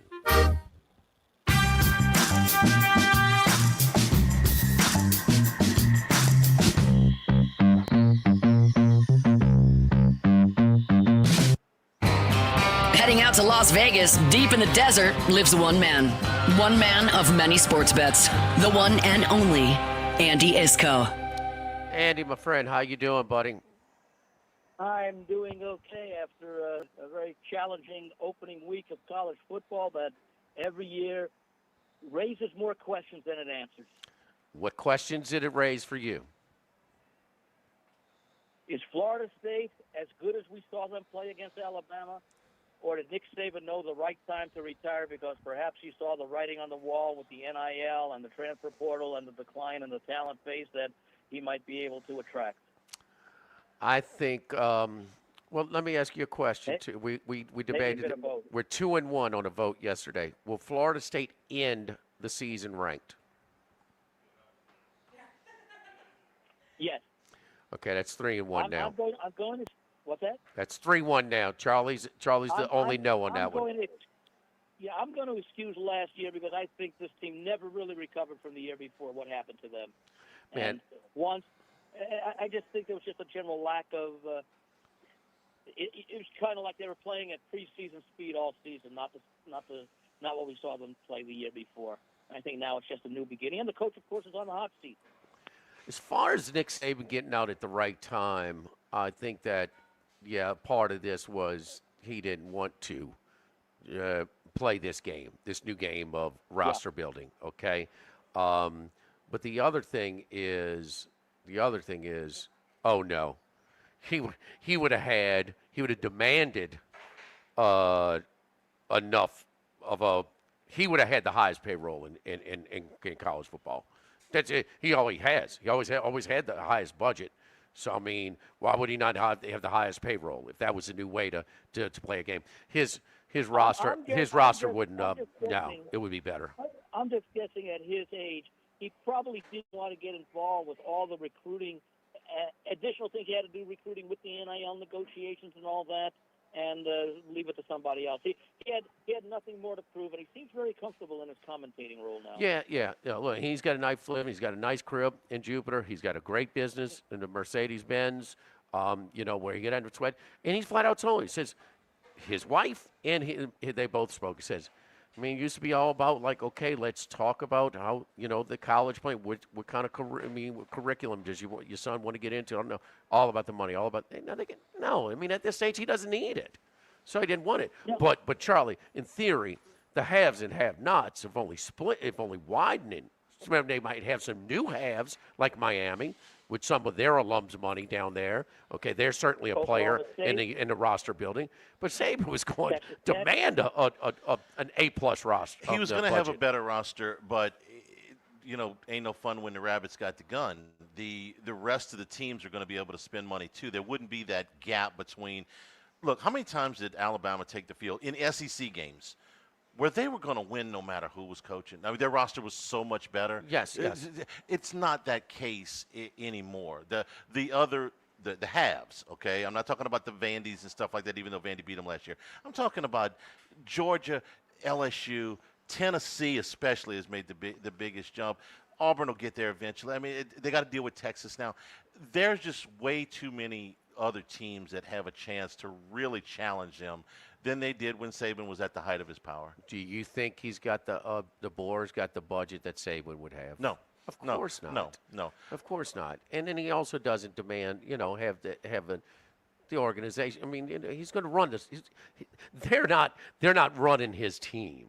Okay, they're not. They're getting. It's an impossible follow. Okay, we know this. We said this forever. It's impossible. This is a really good coach. It's just getting eaten up by this deal. Yeah, and he's not alone. Kalen DeBoer will probably be fine in his next job at, I don't know, Baylor, Arizona, Michigan State. I don't think he's getting a Power 4 job after this. Well, he's going to have to win at another place. Okay, This hurts. This hurts. Yeah, okay, at Central Florida, wherever it is, he'll probably be just fine at his next They're job. in the Big 12, Charlie, by the way. But he was at a Power 5 school at Washington before they left the Pac-12. I understand, but on the biggest stage, when you fail, it's now listen, Muschamp. He went back to SEC job, okay? Well, why did we talk about it? Because it's not when you fail at a more resource-rich. Florida has more resources than South Carolina. You still don't get an SEC Jim job. McElwain went to Central Michigan after he left Florida. Yeah. That's probably a better. Where did Mullen go? Mullen, well, he's at UNLV now. Yes. Yeah. Okay. Yes. Yeah, right. He left Florida to go to UNLV. Yeah. I mean, tell us what you think of LSU and Clemson. Well, that was the other game I thought was a very high-profile game, and I don't know that either team raised any questions. The surprising aspect of it was those two experienced quarterbacks. It was the defenses that really took over, and I think that where both quarterbacks got most of the attention before the game, I think coming out of that game, you have to give both defenses a great deal of credit and attention. And I wouldn't be surprised. I don't have the schedule in front of me who these teams play this coming week, but I wouldn't be surprised if each of them puts 40 up on the board. Well, it's just, LSU, all of a sudden, Alabama doesn't look as entitled. Do we no updated line on that, Max? Alabama, LSU. I haven't Still seen haven't one found yet. no. Yeah. Andy, have you seen one? I mean, we might have to get Patrick Everson on that, but Yeah, no, but I mean that I trip haven't seen doesn't it. nearly look as imposing, and that's a revenge spot. That was a nasty beating they took in Tiger Stadium last week, 42-10. I mean, so they got that to kind of get them going as well. And I mean, there's LSU might be favored in the rest of their games. Right now, it's going to take a loss or two more. I think maybe two more losses for them to be favored at Alabama. But what you saw Saturday, don't you think that can happen? Remember the couple of old sayings. I'm going to have it up there in the newsletter I'm going to send out tomorrow. Is that I talked about the questions raised and answered. Also remember, when two very, very good teams meet, one very, very good team has to lose. When two very, very bad teams meet, one very, very bad team has to win. And, of course, the major one is do not overreact to what you just saw, but also don't fail to react. You take something from the game. And often those, especially in week one, what you take from those games without the overreaction are the questions. So you not panicking with Texas or Clemson? Not at all. I'm the same way. Clemson's favored by 32 over Troy this week, and I wouldn't be surprised if they have that covered in the first half. So Charlie, Clemson, Texas, panic there? No. Okay. I All don't right. think We're all in on the same either page one. there. No, they'll be fine. Yeah. And what? Let me put it this way: if you can't panic over Alabama, you certainly can't panic over Texas or Clemson. Oh, you're not panicking on Alabama? No. Okay. So what do you think they finished? It's like a 9-3 season. That would match last year. You know, like I say, Alabama. I don't know who they play this week. I don't know if they play an Rent-A-Win team or whatever. What's that? They play Rent-A-Win. I mean, you're not, a layup. Oh, okay, yeah. So that's not going to tell me anything other than they should show improvement. I want to see next time they play a quality team. When I have teams like that in week one that totally shock you. I mean, for example, I'll go even to last night's game with TCU in North Carolina. You know, Belichick came to North Carolina. That was not a downtrodden program. It was a decent program, but never really reached the heights that were expected of them. But they were never like a 3-9 team either. But they totally got shellacked. They got physically manhandled in that game by TCU. So I can't play a team like a North Carolina till I see that they have something better than what we saw last night. So there are teams to avoid after seeing week one, at least for a week or two. They play Monroe this week, which will be easy, but you get Wisconsin the week after that. No. I don't think it's very good, but I want to see what they look like. They'll win that game in Tuscaloosa, but I want to see what they look like. Last week of September, they go to Athens, Georgia, and that's going to be tough. So, And I was impressed with Carson Beck in the win over Miami. Over Notre Dame, rather. It shouldn't have been that tough. They shouldn't have had to, but they had to, and a lot of things can go wrong when the last-minute drive, kicking at the college level seems to be a crapshoot all the time. So, yeah, give him some credit, and maybe he was humbled. Maybe maybe he learned some things. Because we're all 50-something years old trying to tell these kids how to behave in this new thing when all of this stuff is new to them and all these luxuries. And one of the worst coaching things that I saw was Oregon State against Cal in the fourth quarter when they pulled it to within 15 and decided to go for two. And I believe incurred a penalty on it because too much time. I don't hold much out for that coach. Gotcha. We see it all the time, coaches making very unbelievable decisions, especially since they had been trailing the whole game and they had a chance. Unlikely they were going to come back, but why put yourself down 15 where you still need at least 1 2-point conversion? If you just kick the extra point, then you just need 2 extra points to tie the game if you score twice and hold them scoreless. All right, Andy. Well, we're looking forward to our Survivor entries this week. So you got the 5 Jimmy Yachts. We got, I don't know how many people are involved directly and indirectly. So we got a host of people in it. So as of yesterday, they had I think about 12,500 of the 15,000 they need, and history shows that they'll probably get about 1,000 sign-ups beginning on Thursday, maybe even tomorrow. And of course, they also have the rebuy feature for the people who have the 10 entries. If they lose on the Thursday and or Friday, they can rebuy those entries. So I still say we're getting between 17 and 20,000. There we go. We're looking forward. Follow Andy on Twitter and his logicalapproach.com, his column each and every week now that we're getting going in college football, and on Twitter at VegasAndy711. Andy, thank you, buddy. We'll talk to you Sunday for Football Sunday for this Sunday. Have a great week and enjoy the press conference. That's it. Yes, indeed. Don't forget, Football Sunday starts this week at the Queen of Baton Rouge. And speaking of the Queen of Baton Rouge, we are going to have the Brazil game on. The Chargers and Chiefs, that will be on. So it's a pretty penny for some of the commercial outlets, but we will have it on. So, of course, all the games on Sunday. I was hunkering down there. I was there Saturday and Sunday. So always a fun time. So looking forward to it. We'll alternate. So odd number Sunday, this will be the first Sunday of the month. First and third Sundays of the month. And when there's a fifth, we're at the Queen of Baton Rouge. And on the second and fourth Sundays of the month, that is going to be at Caesar Sportsbook in downtown New Orleans. So Football Sunday is back this Sunday, live, 104.5 ESPN Baton Rouge, this Sunday, 10 a.m. to noon. Live at Doe's, live at lunch, 104.5 ESPN Baton Rouge. Live at lunch. Sammy's Grill on Highland Road since 1988. A hometown favorite for tailgating and watching LSU games in a casual atmosphere with the friendliest service. We're now bowling crabs at Sammy's every Tuesday, Wednesday, Thursday starting at 5 p.m. and on Friday, Saturday, Sunday starting at noon.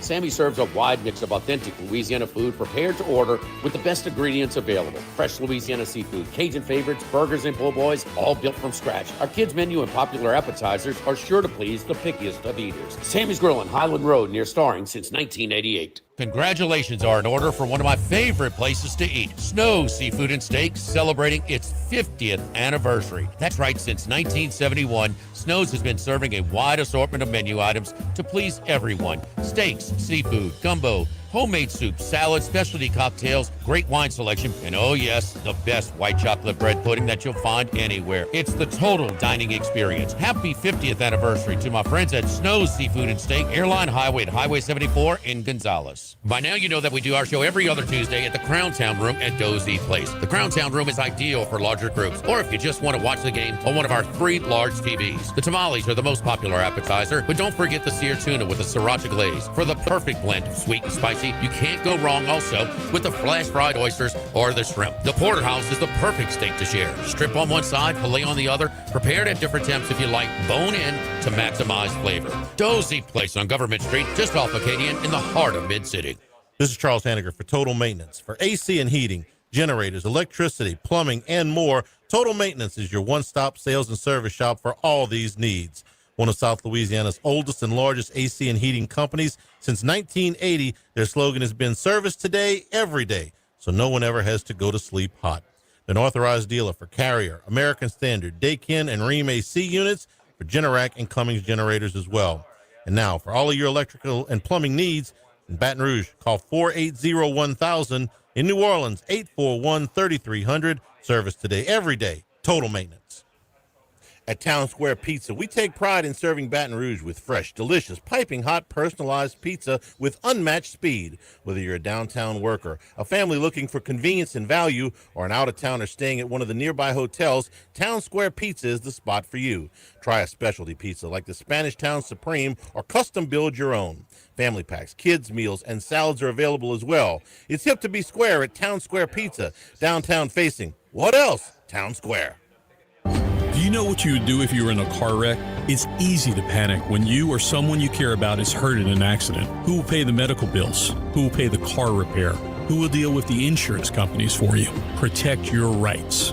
You need someone you can trust. Call the law offices of O.C. Brown at 343-1111. The law offices of O.C. Brown will handle everything for you. 343-1111 or online at ocbrown.com. We want to be your law firm for a lifetime. Baton Rouge, get ready for a fiesta of flavor. Whether you're craving sizzling fajitas, cheesy enchiladas, or the best margaritas in town, Las Palmas Mexican Grill and Rio Cantina Mexican Grill have you covered. Bring the family, bring your friends, and bring your appetite. From fresh guacamole to mouth-watering tacos that hit just right, it's not just a dinner, it's a celebration. So why wait? Tonight, make it Las Palmas or make it Rio Cantina, two local favorites serving up authentic Mexican taste right here in Baton Rouge. Las Palmas Mexican Grill and Rio Cantina Mexican Grill, where every night's a fiesta. Tigers, Saints, Southeastern Conference. All in one place. LouisianaSports.net. No paywalls, no article limits. It's just the coverage the Louisiana sports fans want. Bookmark it today. LouisianaSports.net. After further review with Matt Moscona. Weekday afternoons at 3 on 104.5 ESPN, Baton Rouge.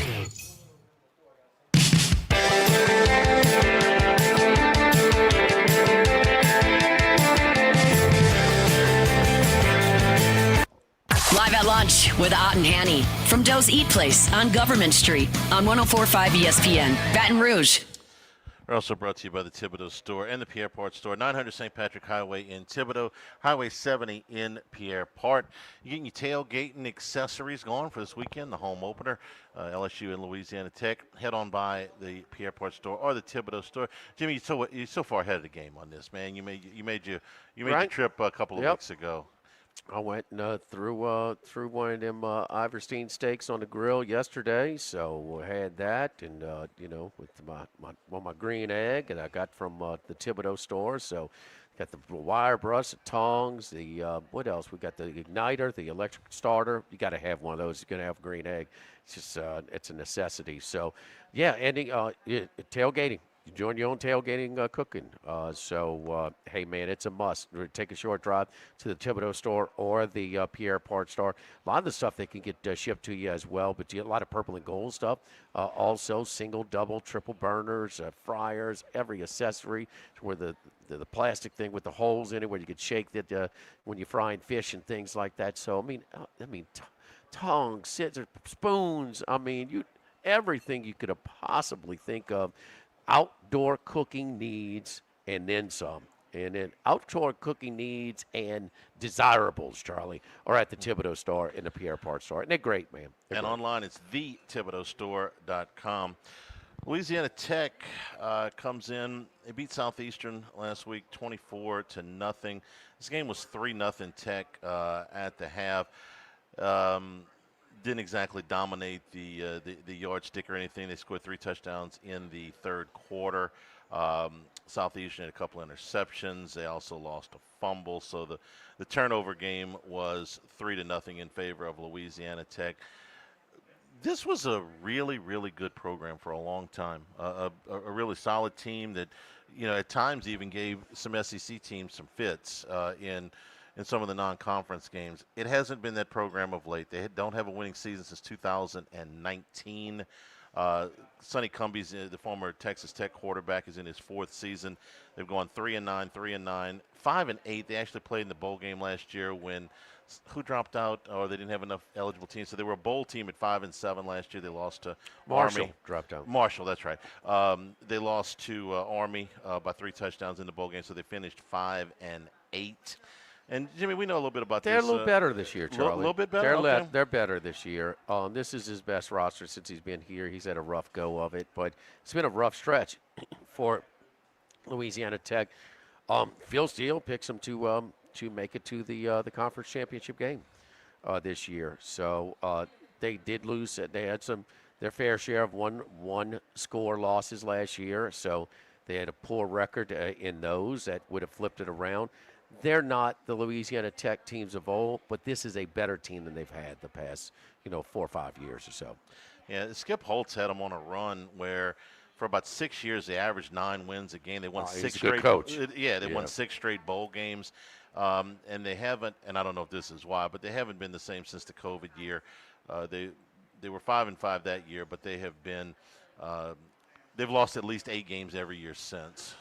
118th in scoring last year. So, and they did not get off to a fast start. That's not totally uncommon. We're not going to overreact to that the first half against Southeastern, but they did kind of pull away. and to win comfortably in the second half. Was it 3-0 at half? At half, yeah. They scored 3 touchdowns in the third quarter. LSU is anywhere from 37.5. I've seen some 38.5s. They're a massive favorite, obviously, in the home opener. I think Western Kentucky's going to be a tough team. It'll be the Liberty of Western Kentucky in that conference this year. Western Kentucky is moving the ball pretty good early on. They got a transfer. Another one of them transfer quarterback with the OC went with them to Bowling Green, like what happened to Utah and also Oklahoma. LSU will see the Hilltoppers the week before Thanksgiving in Tiger Stadium. That's the final home Cue us game a schedule of the year. All right, we'll send you to the press conference, and then we'll be back on the other side. Greg Bowser will join us when we return. We're at Doe's Eat Place on Government Street here in Mid-City. Come on by and see us for lunch. We're in the Crown Town Room towards the rear of the restaurant. Come by and get a terrific lunch here at Doe's Eat Place. We'll send you to the press conference. We'll be back on the other side, live at lunch, 104.5 ESPN Baton Rouge.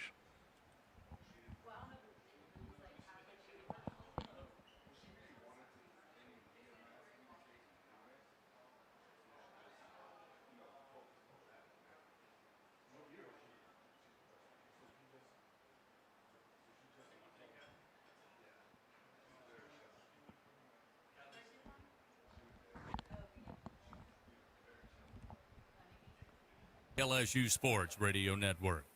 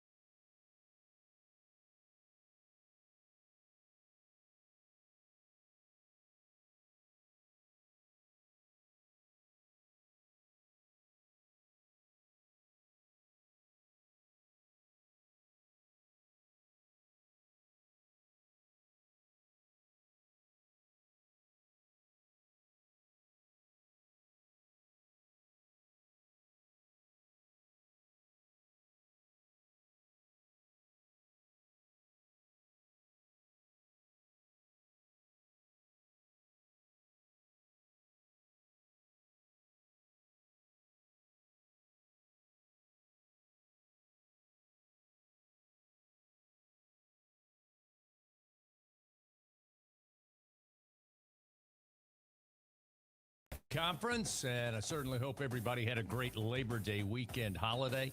Pretty sure we all did after a thrilling 17-10 win by LSU on Saturday night over in South Carolina against Dabo Swinney and number 4 Clemson. Now, no more talking about week 1 woes, arguably the toughest opener with a top 5 team in their home, not a neutral site, of course.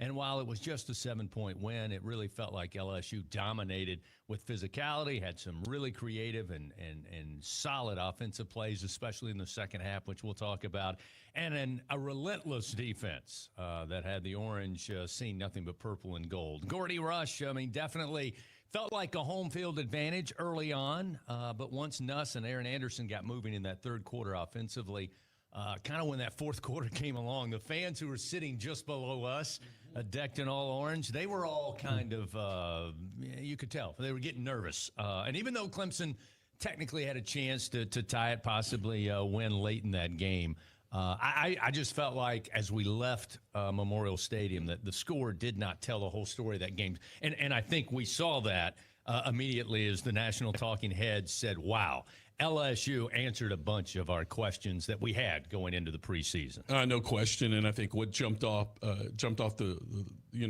field at everyone was just LSU's defense, how fast they were, how physical they were, how relentless they were on defense. The LSU offense had its moments, and it showed a lot of potential. Unfortunately, 6 penalties for 45 yards. Of course, an unfortunate fumble, and they shot themselves in the foot a little bit. But I think you could see the potential in the playmakers on offense. And, Chris, excited to see the team that we saw during fall camp be able to play at that level on the road against Clemson and come out with a W.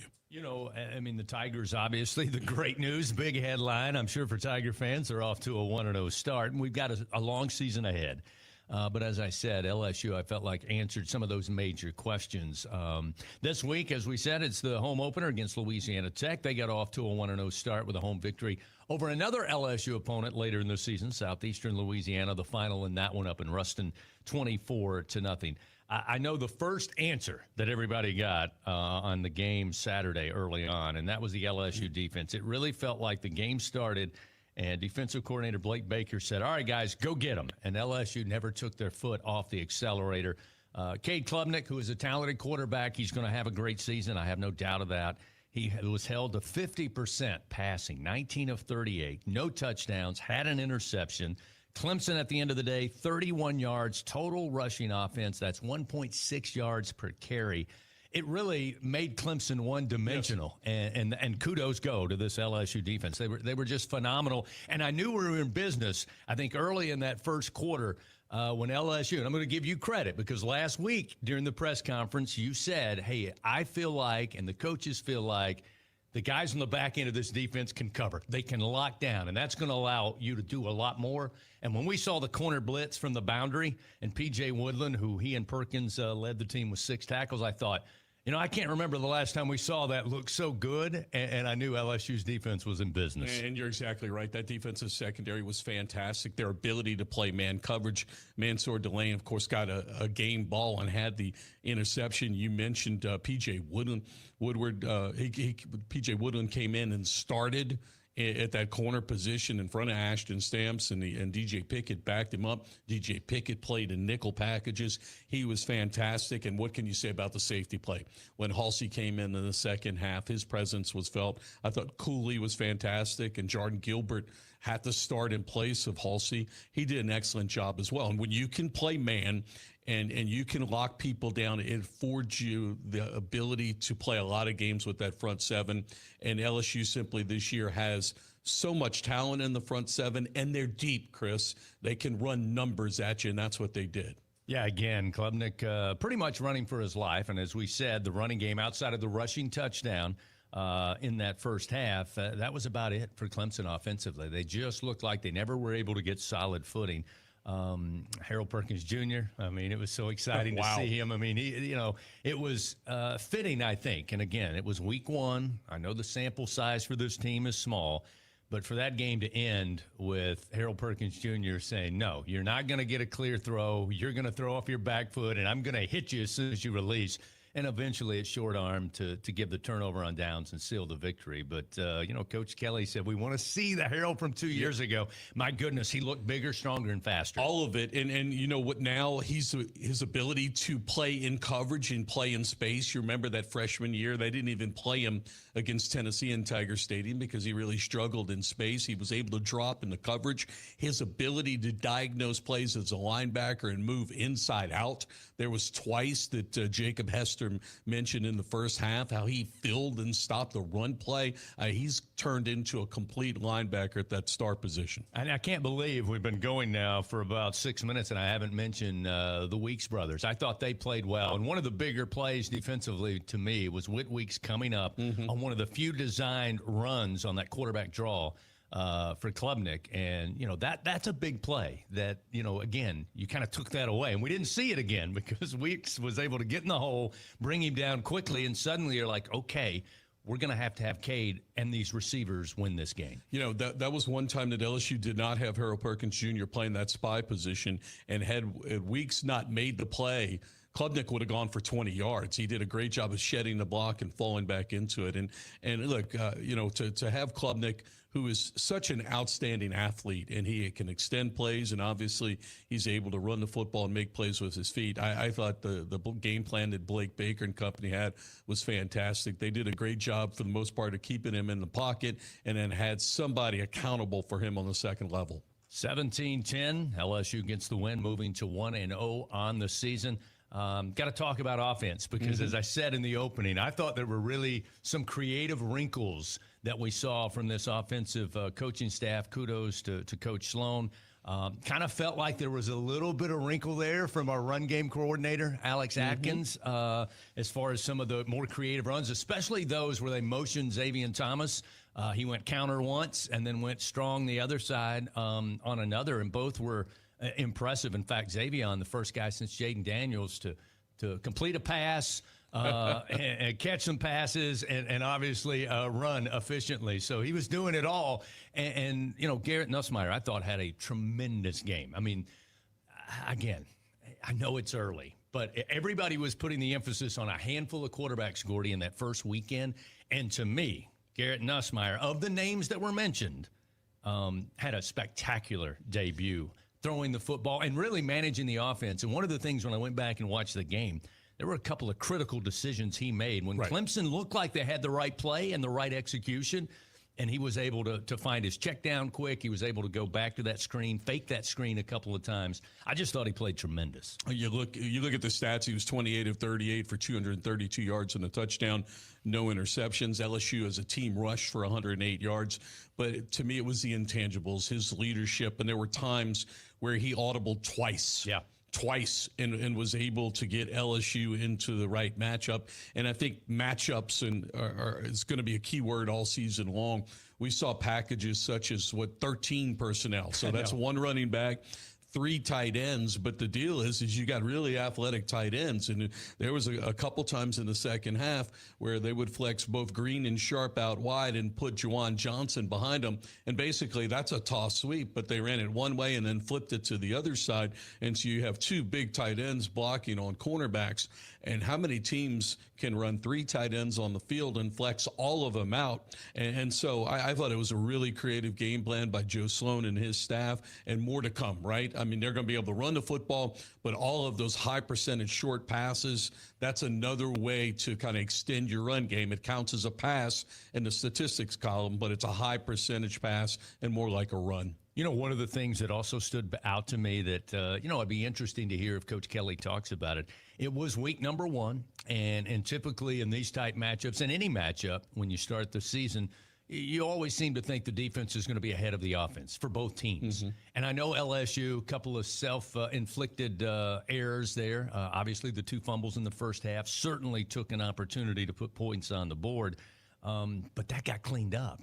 I mean, both the penalties, mental mistakes, as well as no turnovers in the second half. And suddenly Garrett Nussmeier and Aaron Anderson, to me, kind of jump-started LSU early there in the third quarter, and you thought, oh, wait a minute, this defense is playing great, and now the offense is starting to catch up, and this could be a lot of fun. No, absolutely. And I think you now see the complexity of what LSU's doing offensively in the sense of a lot of different personnel groupings, a lot of different looks. As Coach Kelly mentioned to me in the post-game interview, there was 3 or 4 times where they got lined up wrong. They had to burn timeouts. They got a couple of, penalties for guys motioning incorrectly, so forth and so on.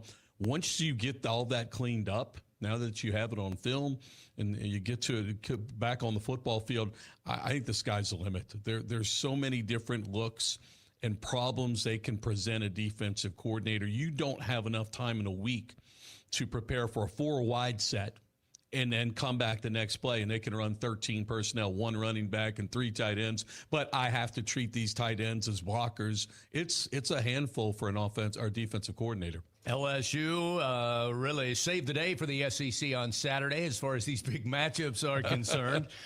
Kudos to South Carolina. They did their part on Sunday in that win, but LSU certainly making a statement, getting the win 17-10 over Clemson on the road against a number 4 team. Congratulations, Garrett Nussmeier, well-deserved SEC Offensive Player of the Week, and Braylon Moore, again, snap not an issue. I thought the offensive line against that front 7, certainly that front 4 for Clemson, played phenomenal. and he was also awarded Offensive Lineman of the Week. So we get ready for the home opener. That is coming up this Saturday on a Saturday night in Death Valley. It'll be Louisiana Tech coming down. The Bulldogs off to a 1-0 start. We'll talk about the Bulldogs leading you up to 12 noon when Brian Kelly takes over at the podium at Football Operations. This is the Brian Kelly Press Conference. In Louisiana, we love our LSU Tigers. When the band strikes up those 4 iconic notes, the fans go wild. At Louisiana Blue, we're Tiger fans too. That's why we've teamed up with LSU Athletics to bring you the compassion of the cross and security of the shield, so you're free to wear your stripes and roar. Live Louisiana. We've got you. Louisiana Blue, Louisiana True. When it comes to celebrating life, there's no better place than Ruffino's. With locations in Baton Rouge and Lafayette, Ruffino's is a steak, seafood, and Italian-inspired restaurant that focuses on the celebration of life, regardless of the occasion. Whether it's the food they serve or the service they provide, their goal is to ensure a remarkable experience for their guests that is always remembered. To view our menu, visit ruffinosrestaurant.com. Ruffino's, where Louisiana comes to celebrate life. Now everybody's been to Louis Cafe by Campus. Heck, it's been around since over 80 years now. We're still doing delicious omelets like the Mitchell, cheesy grits, Big Cheesy Lou, and those Louis Original Cajun hash browns. We now offer a pickup window. Just call in your order at 346-8221. Give us 15 or 20 minutes, and we'll have it ready for you. Our hours are now 6:30 a.m. to 2:30 p.m., 7 days a week. So next time you visit campus, make it a point to stop by and visit an old friend. Louis Cafe, just outside the north gates of LSU. Get ready, Tiger fans! Venture Global is proud to partner with LSU Athletics, powering Louisiana and the world with clean, low-cost, reliable energy and fueling the future of our great state. As we cheer on the Tigers this season, we're also driving innovation, creating jobs, and supporting our local communities. Together, we're building a brighter, more sustainable tomorrow. Venture Global, proud partner of LSU Athletics, powering champions on and off the field. Go Tigers!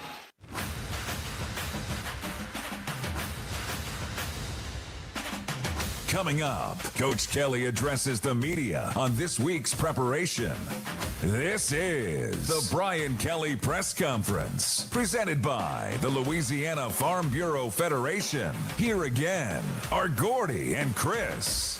This coming Saturday night, 6:30 thereabouts, inside Death Valley, where we are here in the Capital One studios. LSU will be bringing in Louisiana Tech, second game of the season. Both teams 1-0 on the year. And Gordy Russia, I know you took a look at the film from Louisiana Tech, as I did, in the win over Southeastern. As we said, they'll be coming to Baton Rouge later in the year as well. 24-0, the final score.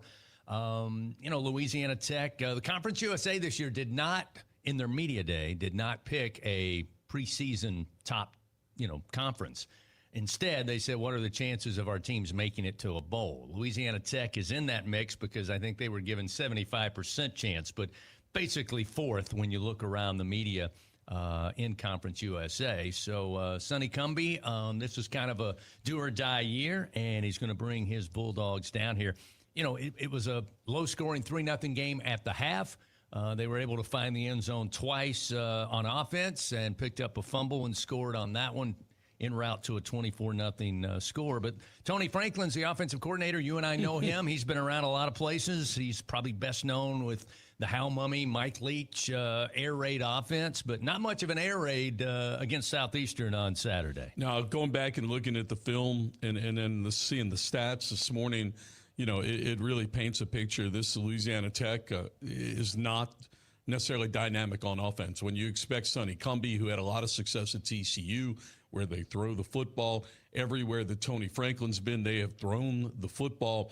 And Trey Kukuk, their quarterback that they went and got out of a junior college in California, 13 of 18 for 126 yards passing with just one touchdown. He took 3 sacks against Southeastern, yet he rushed 16 times for a net of 48 with those sacks. He lost 20, but 68 positive. So this is obviously a dual-threat quarterback. This is a little bit different look. I'm not sure that, I've seen an air raid offense that has had a quarterback where he rushed the football more than he completed passes. So it's definitely a work in progress, and they're going to come down to Tiger Stadium, and they're going to face a much tougher defense, obviously, than what they did in Southeastern last week. Yeah, when I watched the film and some of the cuts from Saturday's win for Louisiana Tech, a lot of it, again, also, Gordy, for me, was, the defense looks pretty good for the Bulldogs. Yep. I mean, obviously, they get the shutout win.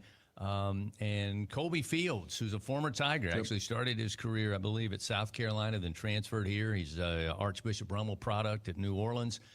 He kind of leads it, and he led the tackling with double-digit tackling on Saturday. So, he's going to come down here with something to prove. But what did you see from them defensively? Well, I thought defensively they were solid. And of course, you got Louisiana Tech. That's a Division I team playing against Southeastern. You expect a little bit difference in talent. They've got a few more scholarships than what Southeastern is. But they were solid on defense, and we'll see how this matches up against LSU. I know Coach Kelly, when he joins us here in a few moments, he's probably going to say the most important thing for LSU this week is LSU and getting better. We mentioned that in the second half, much cleaner from a penalty perspective. Obviously, the turnovers, they got crisp on offense. Garrett got in that groove, and suddenly it really looked like what we all hoped it would look like. But for you, what do you think the coaches and the staff this week are saying? All right, guys, these are the immediate cleanups that we have to work on. Well, absolutely. Offensively, I think now that you've seen it on film, okay, here are the formations we're going to run. Here are the corrections we're going to make, especially getting folks lined up. We want to continue on these things. In terms of, I think they want to get a little bit more diverse in their run game. I think they were limited somewhat in some of the things they could do with Clemson's speed on the defensive line. And then I think on both sides of the football, I keep preaching this team has quality, top line, first string quality and quantity. Want to see more of quantity, right? You played a lot of your ones. You're too deep on the offensive line. You'd like to get a few points out there and give those guys some meaningful reps because you have a very good second offensive line. You've got a lot of people you'd like to touch the football on that receiving core. You've got 8 receivers. You got 3 tight ends. What does that look like? And then Corey Raymond back there on defense. He's 3 deep at the cornerback position. They did play a lot of folks out there. I think you get a chance to possibly play 12 to 15 defensive backs in this game. So how do you rotate those folks in? It's a long season, and your ones don't need to take as many reps in this football game. You mentioned offensively maybe seeing a little more of a vertical threat, which I expect this weekend. Right. You were down on the field, and, it felt like to me that LSU had a really balanced attack, and what I mean by balanced attack was they were taking what the defense gave them. No question. It really didn't seem, and credit Clemson's defensive front, didn't seem like there was going to be a lot of opportunity for a deep drop and literally being able to, use some of those vertical threats the way we think we'll see. Is that kind of what you saw? Because we really weren't able to establish a play-action pass because our run was having to come so quickly. But I think we're going to see more of that. We just didn't have the opportunity and didn't have to on Saturday. No, didn't have to. And then Clemson played a lot of too high. They played a lot of too high. They got aggressive and played some two-man underneath. And so you had a chance to take advantages of man-to-man matchups like the RPOs they threw to Aaron Anderson. And then also if they're going to play too high, that's why you saw the screen passes and the quick hitch passes over there. I expect that Louisiana Tech is going to take some chances and bring some people in the box. If they do so, then you'll take your shots over the top. And I think that's what I look forward to. Not everybody's going to be as dominant as Clemson in that defensive line and can afford to sit back there with 2 deep, right? If people bring numbers up into the box, then you'll see Barian Brown, you'll see Nick Anderson, you'll see Chris Hilton over the top. 1-0 Louisiana Tech, 1-0 LSU. Saturday night right here in this very building, Tiger Stadium, kickoff at 6:30. Coach Brian Kelly on his way into the main room, team room there at football operations. Real quick, Gordy, biggest surprise of college football for you over the weekend? Oh, it has to be Florida State. I mean, the way that Alabama struggled, and I need to go back and watch all that film. I certainly didn't see that one coming. Alabama is recruited well. We saw them last year. Obviously they were very good in their defensive front seven and offensive line.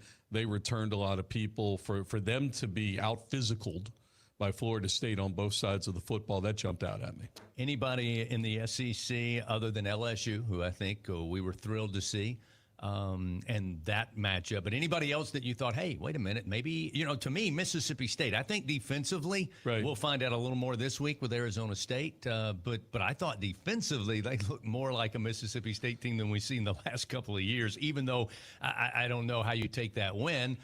It was an in-state school in Southern Miss, 34-17, I think was the final. Right. But I thought Mississippi State's defense looked pretty good. Defense was good, and then offensive line, they ran the football in the second half, and they wore down Southern Miss. Look, I was impressed with some of the things that Auburn did on Friday night. Jackson Arnold, we know that he can run the football, and that's a good matchup. Hugh Freeze is a real good offensive coordinator, offensive mind in terms of spreading the football field, and can use and has used the quarterback and running it.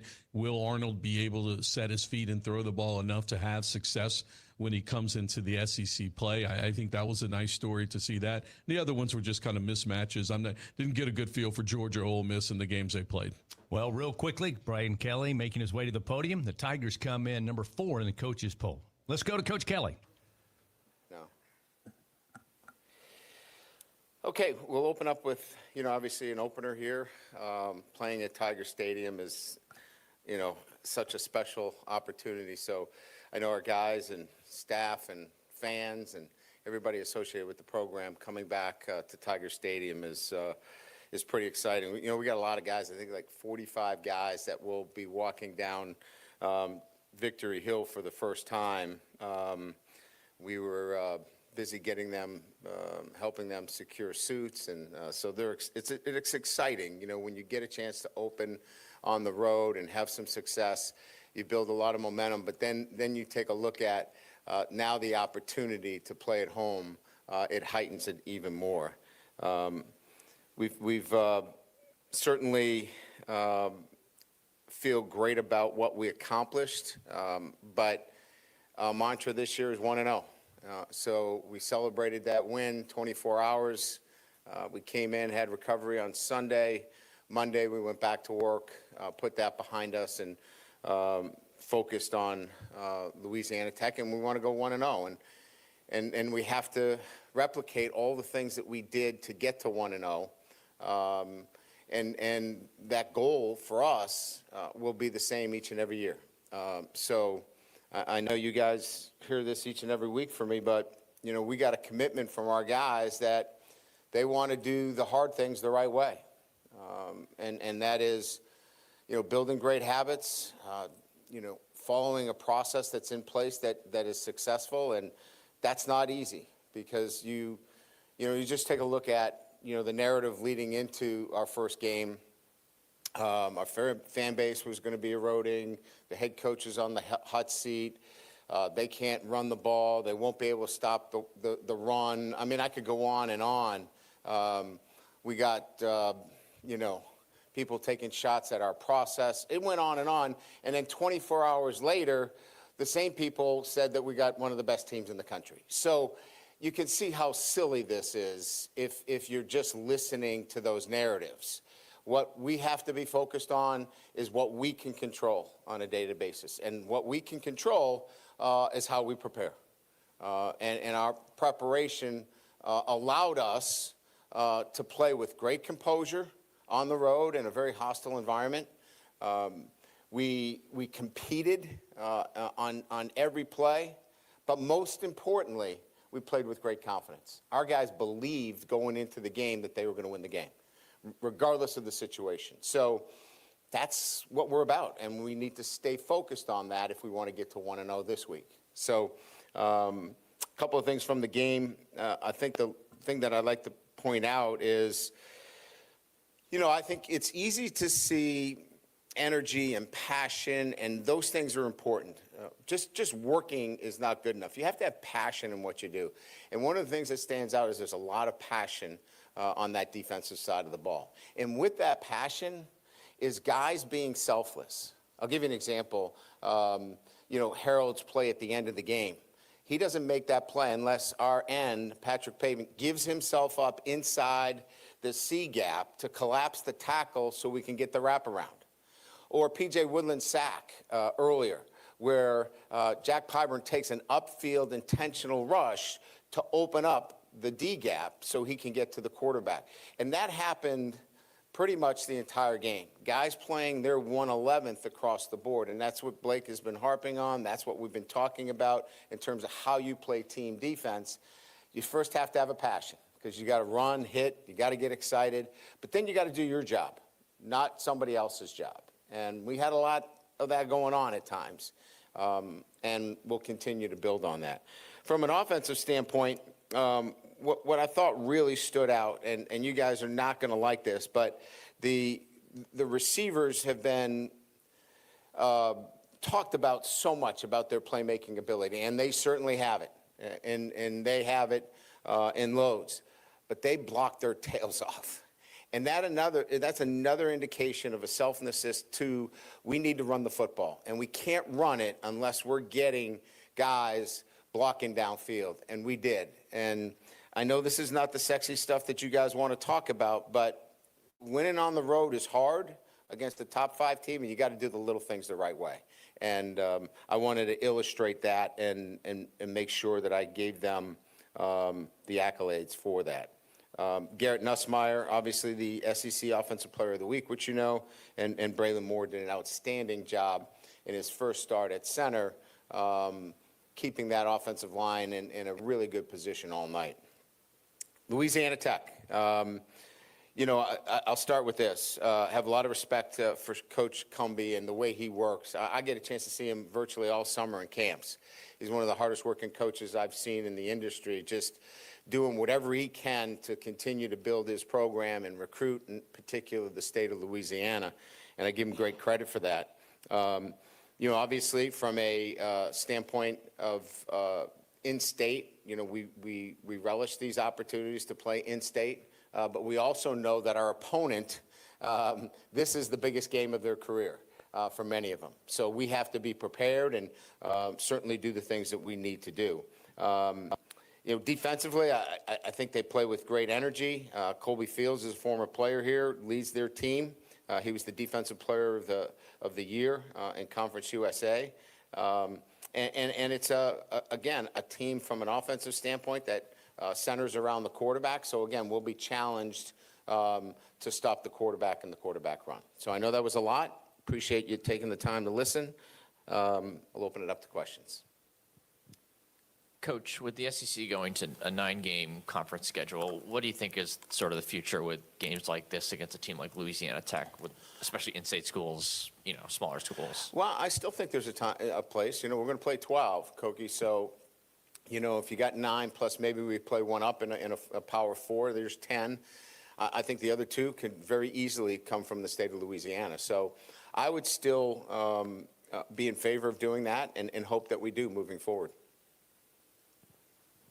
Brian, I didn't have a chance to ask you after the game. Into the first half, 4th and 2, what happened there, and what did you learn from that going forward? Well, the analytics call for a go on the 4th and 2. However, the mistake that I made on that is that we didn't have enough time on the clock to get in 4 plays. So analytics is also looking at how many plays can you get in to make that 4th and 2 worthwhile. Even if we got it, with only 1 timeout and the time left on the clock, it would not have given us the maximum opportunity on that go. So that was a mistake on my part. We should have kicked the field goal in that situation. Yeah, Brian, right here. After the game, you said you couldn't tell whether Barry and Brown scored or not. Did you look at the film, and what do you think looking at the film? And has the SEC said anything to you about that? We have talked to the SEC about it. John McDay, the supervisor of officials, and I had a conversation about it. I think it was extremely productive in all areas. This thing has kind of gotten away from us a little bit, with so many replays in the NFL, and it's kind of trickled down to college football. Are you a runner or are you a catcher of the football? And kind of putting a burden on the wide receiver. The wide receiver has to catch the football. He then is a runner, and then he's got to survive the ground. You saw earlier, Caden Durham came over the goal line and hit the ground, the ball popped out. Well, a runner doesn't have the same burden as a wide receiver. So, there is conversation about how we can make this cleaner, for sure, because clearly from a common sense standpoint, that doesn't make much sense. So the rule was applied correctly by the letter of it, but rules are made to be changed. and so hopefully down the road, I think there'll be some changes in the way that is looked at. But the crew administered the protocols and procedures the right way on that play. Coach, how rewarding is it when transfers that you went out and got, you and your staff, make an immediate impact, like Mansour Delane, who got the game ball, and Braylon Moore getting the SEC Offensive Lineman of the Week, making an immediate impact? Yeah, we're happy for those guys. There's no question.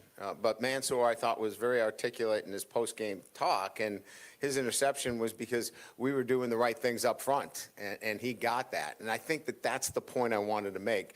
Braylon was the same way when he was named SEC Lineman of the Week. He said, I've never had this kind of trust with the guys next to me. And so going into the portal, we were looking for those kind of guys. That wanted to be here for a championship, that weren't in it for the individual accolades. And I'm great. To me, I think our guys want to be the reason that we're having success, but know that they're not the only reason that we're having success, right? So I think that those are the kind of guys that we got, and we're seeing that come to fruition. Now, we're going to have to handle adversity during the year. We're going to have to handle injuries during the year. There's other things that will come in front of us, but for the first entry into this, it was a good weekend for us. Coach over here, Jordan Gilbert had to step up and get the start in the first half. Just assess his play, and just we gave the game ball to Mansour Delane, but just the overall success of the defensive backs. Yeah, Jordan is that kind of guy. He's a great leader. He's a veteran. When we found out about AJ, obviously, we immediately thought, let's get somebody on the field that has done this before. And his experience showed. He was physical, communicated effectively, did a really good job, and he's such a valuable piece to what we're doing. Coach, right back here behind Mike. Dabo Swinney said that this was like a final exam on day one of class, and said that he would have given LSU a 65 and Clemson a 58 because neither played great. Just wondering how you would have graded or assessed the team in their first game of the year.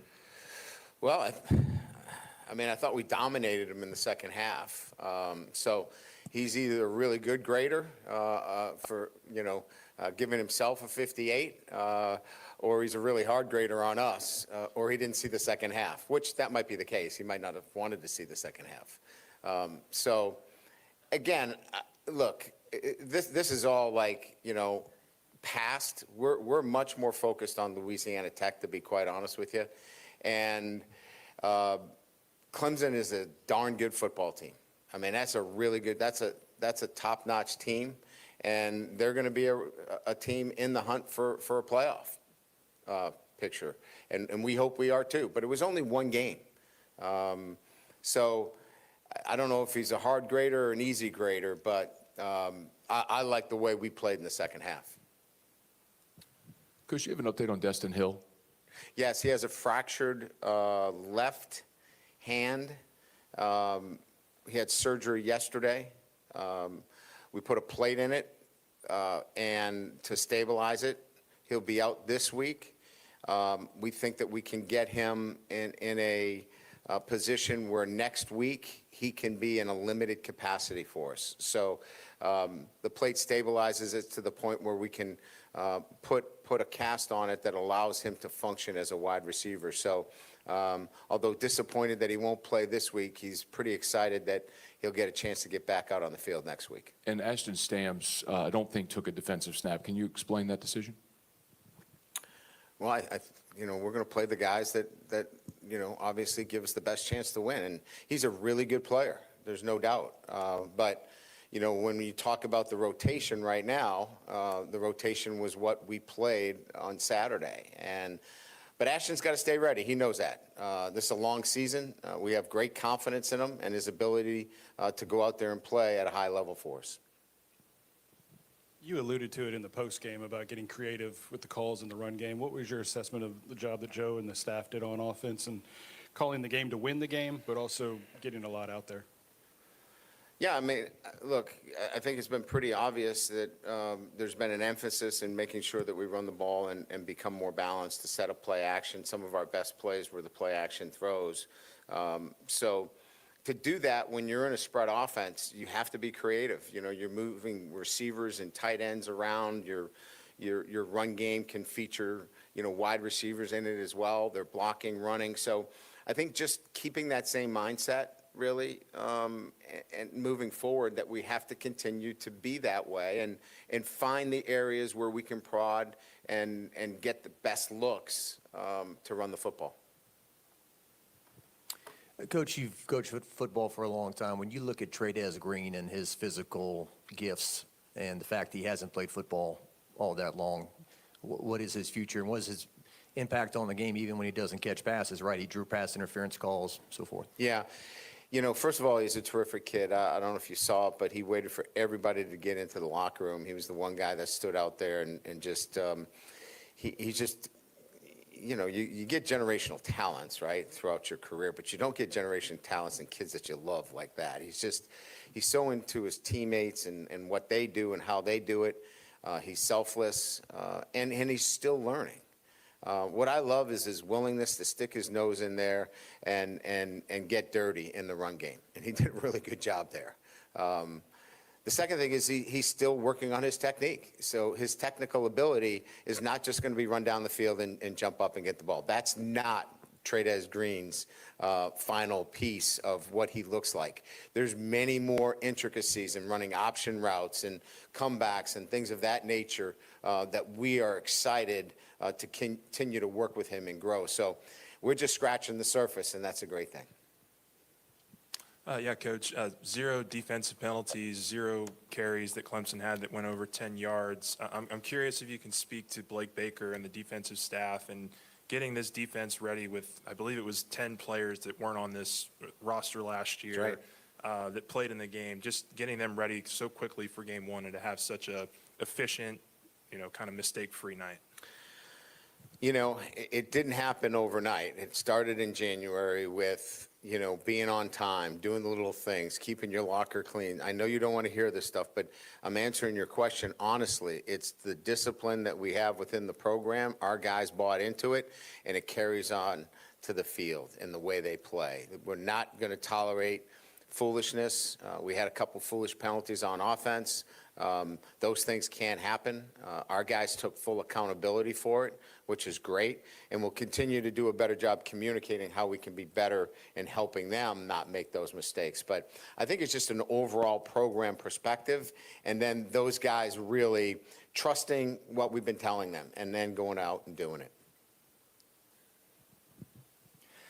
Brian, Aaron Anderson leads the team in receiving yards. I believe he had the most receptions as well. It's for a guy to, you know, sort of miss some time in the preseason camp and to still come out and look to be as rock solid as he was last season, just speak to his, I guess, stability within himself and within the offense to perform the way he does.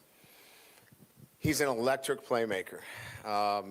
And, you know, Aaron would tell you that there's more there. And he's growing as a young man and making good choices and doing the right thing, taking care of his body. And now the next thing is consistency in his practicing, because the carryover is when the lights go on, he's a different dude. So I just like his maturity and the growth that he is showing each and every week when he comes into the building. And, you know, that's why he's going to have continued success here and down the road. Coach, a few freshmen played last game. Harlem Berry had a carry. DJ Pickett played spot downs. Is there any plans to get them more involved into the game? You know, we're going to play the guys that help us win. If it's 20 freshmen, I'll play 20 freshmen. It's hard to, you know, really say, you know, who's going to get in the game in certain situations. We got talented freshmen, and if they can help us win, I'm going to play them all. I'll play anybody. That's my job and responsibility, is to put the best 22 guys on the field to help us win. And if it happens to be some of those freshmen, they're going to play. Coach, with Bauer Sharp as a blocker, how is he? What different things can you guys do within the offense with a guy who can chip as well as he can and just block out in space as well as he did? Well, he's a tenacious competitor. You saw when he had the fumble, he makes a great tackle. If he doesn't make that tackle, that's a score. I mean, he's just a competitor. He creates an energy in the unit by just the way he goes about it. It's like Jack Pyburn on defense. I mean, those guys create such an energy and bring up the others. And so whether it's blocking, catching the football, keeping the guys up on the sideline, he's just he's a key piece to keeping our guys sharp and playing at a high level. Just your assessment of Garrett. Did you have any issues getting plays in, or is that his ability at the line to, see what he sees and make some changes and corrections there? Yeah, all that's his management of what's going on. I don't think we had a delay of game penalty. We didn't have a snap infraction. We had the one on Trey Daz where we were on a second count and he didn't get the signal. But I was really pleased with the management from that standpoint. But yeah, I think there were a couple of times where, we could have, on our end got the play in a little sooner, but his management was outstanding. That's as good as he's been in terms of, getting us in the right run plays, making the right checks. As I said, I think he held the ball for no more than 2.2 seconds on an average. The ball came out quickly. That helps your offensive line. I thought he did that happens only when you have a veteran quarterback.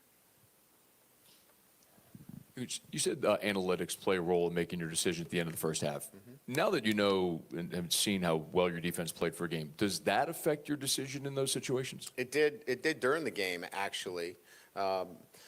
That's why we punted from our own 40 going in. We punted the 40 because our defense analytics would have had us going for it at that time.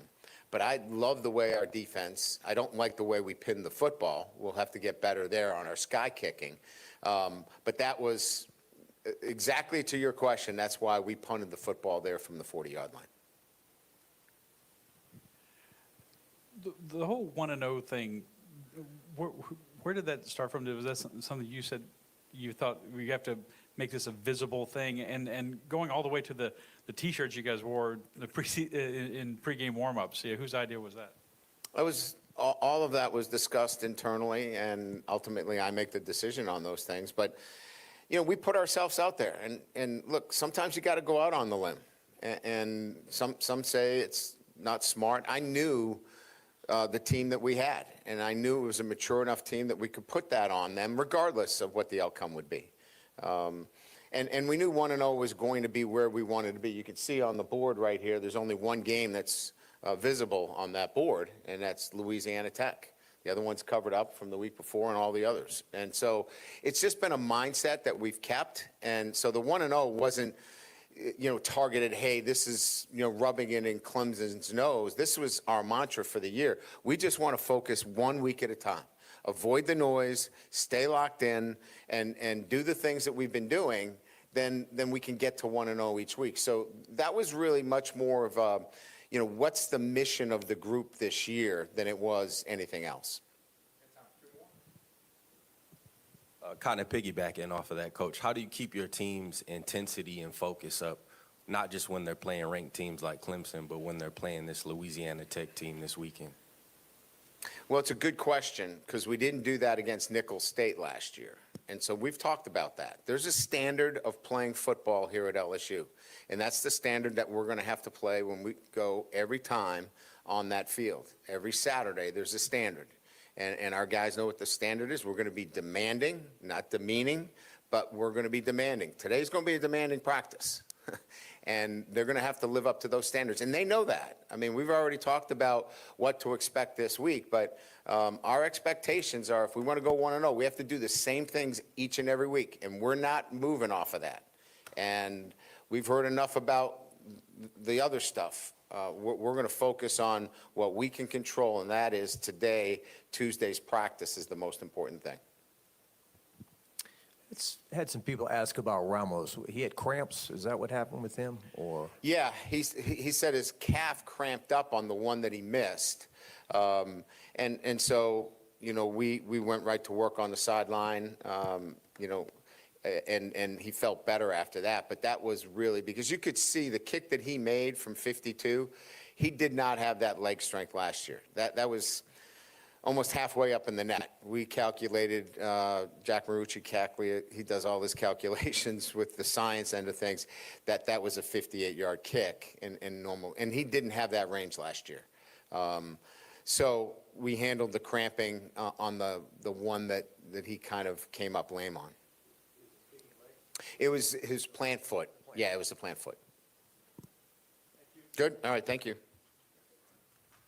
Coach Brian Kelly getting ready for this week's matchup, the home opener against Louisiana Tech. 6:30 is the kickoff time. And, of course, good news is we'll be back here in the real Death Valley for the first time in 2025. Well, we'll continue. We'll take a break. We come back, some final news and notes, and then we'll send you on your way on the Brian Kelly Press Conference. All right, all right. It's a beautiful day for football here at the stadium, and we're just about ready for kickoff. Score 0-0. And suddenly, I'm in the mood for a Coke Zero Sugar. Real Coke taste, zero sugar. Now that's a winning combo. Yeah, crisp, refreshing. That hits the spot.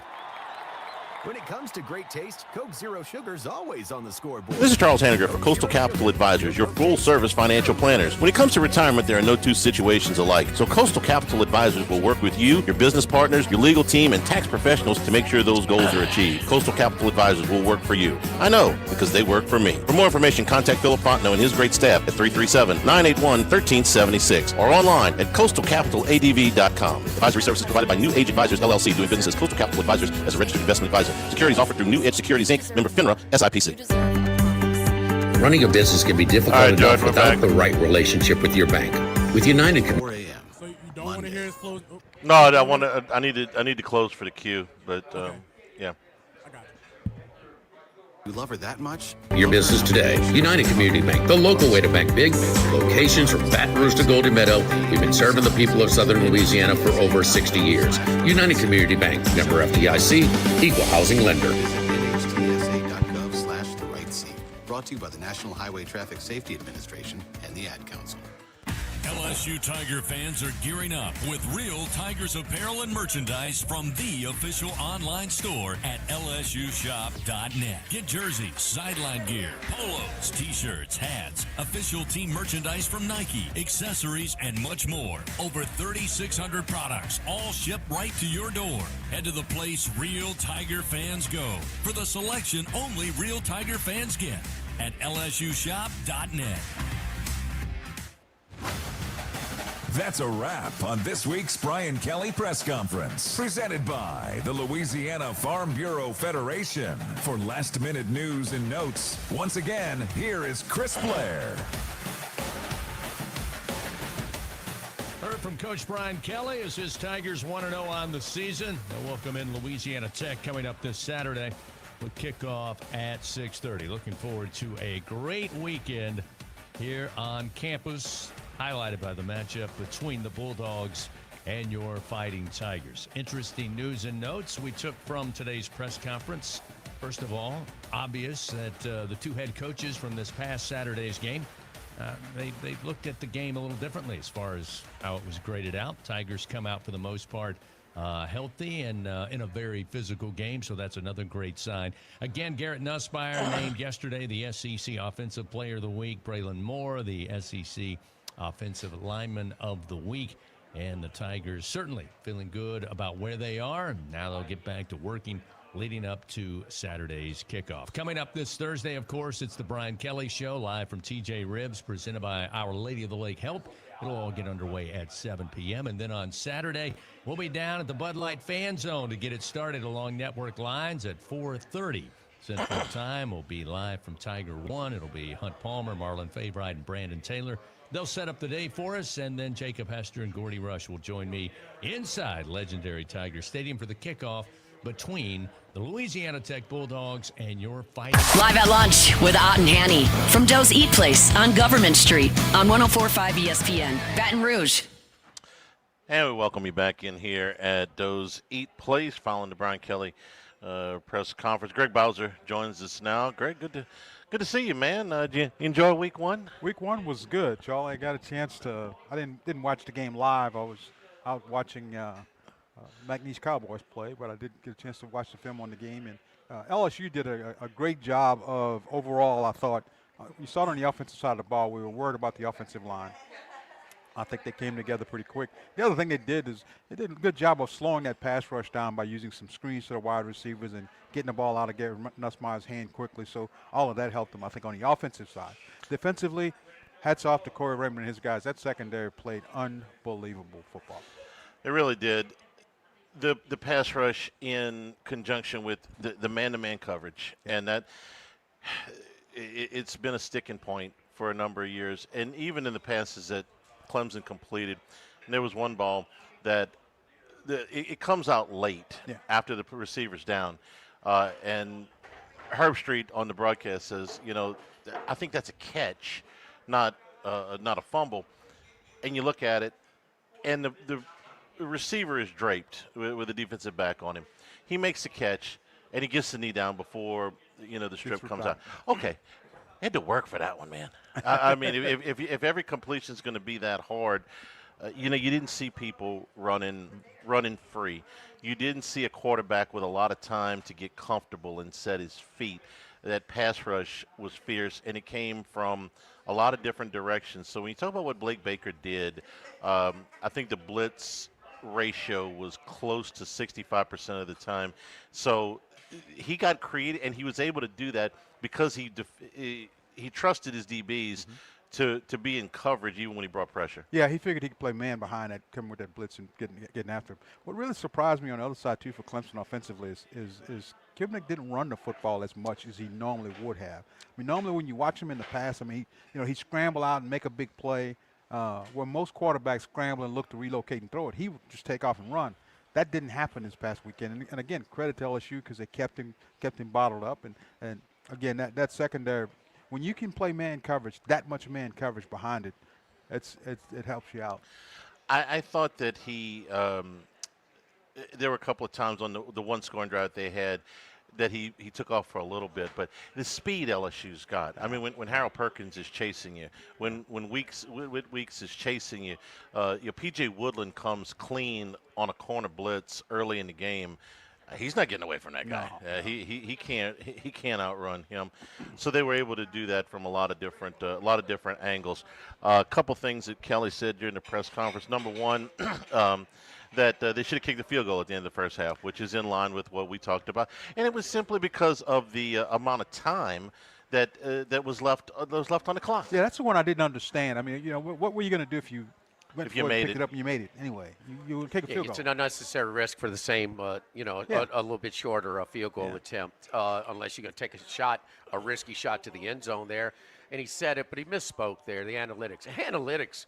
If your analytics don't include a time of the game, you throw it away. Yeah, if analytics said to go for it. He said to go for it, Yeah. but the time was, no. So, and listen, analytics prepare you. You have to have a chart, but you have to have a feel. You have to, mind flow. What was it a shootout or were yards tough in this game? Right. It was a low-scoring game. Yards were very tough. Oh, okay. Yards were very tough. I mean, Sure. All of that attempt matters. we don't say on this show, take the points, because they just don't give you three by just saying, hey, we'll take three. No, you got to go kick it. And in college, college kids. So I'd take the attempted field goal, and he said as much. And he overruled the analytics when they decided to punt late. And from the 40-yard line. Punting from his own 40-yard line, I thought it was not, That's exactly. I would have been 5. Minus 40 plus 40. Fourth and 5. He's on the minus on his own 40. Okay. Absolutely not. So game flow trumps that Sure. completely. I felt very comfortable turning it over to the defense. You thought at that team point. was going to go 80 yards on No, them? absolutely. Could they go 40? Absolutely. Then go 40? They went. They got down to the 15-yard line. They made 2 big plays, so I give them credit for that. And look, on the third down, he did miss an open receiver. There was an open receiver but he didn't have time. Yeah, You and know? you've got to factor in how your defense is playing. I mean, they had him on game the plan. heels. Yeah, they had him on the heels the whole time. Clemson was on the heels offensively the whole time. So, you don't put your defense in the bad spot. You punt the ball, and like you said, Jimmy, let's see if you can go 80, 90 yards on them. You couldn't do it. Yeah.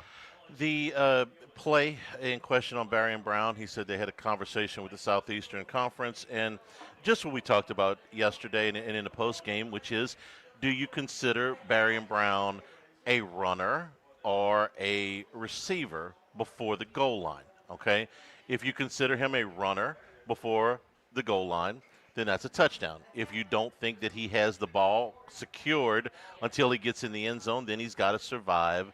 He's got to survive the ground. Obviously, the officials didn't feel like he was in possession of the ball before he hit the goal line and before he hit the pylon.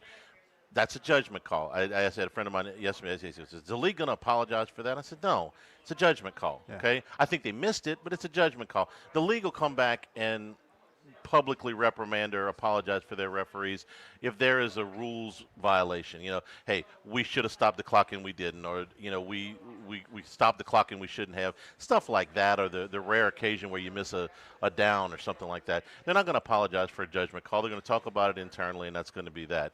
I think they missed it, but it doesn't really matter. Greg, you watched it. What did you think? I thought, I'm with you. I thought it was a judgment call. I think they're going to have to maybe adjust the rules somewhat. Maybe that'll do it. But I think, if he'd called it a touchdown and let it went, it would have stood. So it didn't matter. It depends on where you are. Yeah, in The the end, South it didn't matter Carolina in the receiver game. on Sunday, he catches the ball in the end zone. He's got to survive the ground there. That's right. Okay.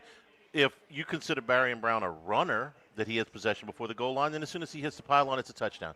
They didn't. Okay. Too bad. Unfortunate, really good throw and a really good catch. Yeah. I mean, when this guy, you might be part-time and as a wide receiver. He's he's the kickoff return guy and stuff like that. But, I mean, he's making catches like that. He's going to get more targets. And one of the few times that they went single high the whole night. And I'm very curious to see how teams play LSU moving forward. Are you going to stay in a lot of too high looks because you are concerned? Chris Hilton didn't do anything in this game, but there was a reason for that. Brown, had some catches, but none over the top except for that one. Are they going to continue play Clemson later in the playoff? It might be different. You're going to have a totally different feel of your offensive line. Yeah, I think not this spot in the schedule. No, I think if you play in LSU, you're playing with two high safeties and take your chances. I think you do. I don't think you get in if you get in a single safety, you're gonna have some problems. Because LSU is going to be able to go over the top of you. Yeah. And if that offensive line continues to get better. All right, what did you think of the O-line?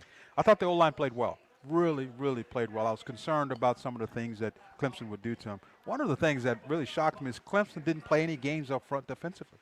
You didn't see a lot of end tackles, twists. Didn't see a lot of that to try to confuse some of the blocking assignments. They didn't do any of that, and they just tried to play it straight up, and LSU handled it. Hats off to them. That's a good point. You didn't see a lot of exotic blitzes, and to be honest with you, kind of thought that you might against a new offensive line. A new offensive line, make them adjust. It didn't happen, and LSU got comfortable. And once they got comfortable at offensive line, they were sure of what they were doing. They just played well. And the other thing is on passing situations, the quarterback was not going to hold the ball very long. It was coming out. I mean, it was. He gets to hit that back foot, it's coming out. Tom Allen's an excellent defensive coordinator, but this is his first game with this group. You're kind of feeling him out a little bit sometimes, not all the time. Ohio State had a new defensive coordinator too on Saturday. He did just fine. But we've seen. Look, I remember very well Bo Pelini's first game here. That game didn't go too well. No. 2 weeks later, he had it figured out, and that team, was very, very good. But that first week, he didn't really completely trust his personnel. They're playing a lot of zone, and it didn't work out at Arizona State. They made Arizona State look great. They adjusted. I suspect Clemson will be a lot better defensively. Yeah, I don't think they'll see quite many teams in that conference that will have the athleticism that LSU, being an SEC team, has on the edges, the perimeter, the outside backers, and you got the Howard Perkins factor, and then the secondary, not just speed but length. And I think that created some issues for him in the passing game. All right, let's talk about Perkins for a minute because he made a lot of several impact plays, none more than the last play of the game, but it wasn't the only one that he made. I said in the post game, I'm gonna try to forget the last 2 years and what they were trying to shoehorn him into, and just look at what he is now. And what he is now is a guy that, if I'm an offensive coordinator and I'm looking at LSU film, scares the hell out of me, because I don't know where he's coming from, and I know he's the one of the fastest closers I've ever seen. I don't know what he runs a 40 in, and I don't care. I just know that when he zeroes in on a player, he closes as fast as anybody in the game right now. He does, and what you have to do when you're playing at Harold Perkins, and this was what Clemson did not do, is you have to adjust your offensive formations to force him in uncomfortable spots where he's got to maybe line up over a tight end, he's got to cover somebody, force him don't leave him out there with a tackle where he can have a free rush on that open side, because he's going to kill you. And I don't want to say I was surprised, but he was actually in coverage more times on Saturday than he was in. But if LSU, they don't want him in coverage. And well, that's probably the weakest part of his game. And see, that's kind of my point. I think it's getting better. I think it's better than the last time I saw him. Have to do that, because they were comfortable dropping him. You didn't see him trailing against UCLA last year before he got hurt. We saw some communication issues and some guys that were in the flats that were running clean. You didn't see that on Saturday night, and I think he's more comfortable at the position. I think Baker's more comfortable at the position, and I certainly know that they're getting more of a pass rush than they have gotten in the last couple of years. Well, I think one of the things they're doing with him is they're saying, listen, we're going to line you up. You're not going to give you a whole bunch of things to check off. We're going to line you up, and this is what you're going to have to do. Pretty clear, you know what your assignment is, and go do it. Turn loose and go be a football player, as opposed to having to go through a process. Do I have to drop on this? Should I go over here? Should I go? Just line up. Here's what we're going to do. Make it simple, and then he'll get to it. I want to see what he looks like in about game 3, because then he'd really gotten comfortable by then. I thought I said yesterday. I thought I saw a lot of speed, a lot less thinking. Like not just him, just the whole team. Yeah, I think they and simplified especially it for him. him. He closed on Klubnik so fast. I mean, he caused a bad pass. I think they simplified it, Jimmy. I think they said everybody has here's what you got, 1, 2, 3, and you see this and go. That's it. And you don't have to think about it. You don't have to worry about, am I in my drop zone? Am I in my coverage? Just turn him loose. And with a lot of really great athletes, that's usually the best thing to do, is let them be instinctive where they can get after you. And one more key: when you trust them guys to cover on the outside, single, you can do all kinds of fun stuff. And I thought Baker didn't just let it. He did throw some different looks and different pressures at them. I thought Klubnik, every time he broke the huddle, he had to identify what alignment LSU's defense was in. Greg, you were an interior defensive lineman. Bernard Gooden, what we saw in the practice field translated into the game. Number 88 was noticeable, and for a defensive tackle to be noticeable on penetration and quickness is really something. What did you think of him? Well, I thought what he did was he played downhill. He played going downhill. And that was the biggest key. Was not a lot of sit there, read and react stuff. It was here's what you're going to line up here, and we're going to play downhill. He's going to get up the field and cause havoc, and that's what they did. And so we'll see if they play like that going forward, because what teams do, the way you adjust to that is you're going to start getting a lot of traps and a lot of things, letting him come up the field and trap and run behind him. But if you let him just sit there and be able to play that way, I think that whole defensive front's going to be tough to deal with. And I don't want to act like it's easy to do what he did. To play that position at 270 pounds now, where your offensive linemen on the interior are outweighing you by anywhere from 30 to 50 pounds, they get their hooks into you. Good luck. And he did not seem to have that problem. That get off is so quick that they had a hard time putting a body on him. Yeah, quickness was his key, and the fact that, again, he's not going to just sit there and try to catch those guys, because those big guys will run right over you. And it's to move him, keep him moving from side to side. And a lot of credit to Blake Baker and his staff, for coming out and doing all that. What would you like to see in week 2? I mean, obviously they're a big favorite this week. It's not the same opponent, but what would you like to see? Run the football. Offensively, just run the football.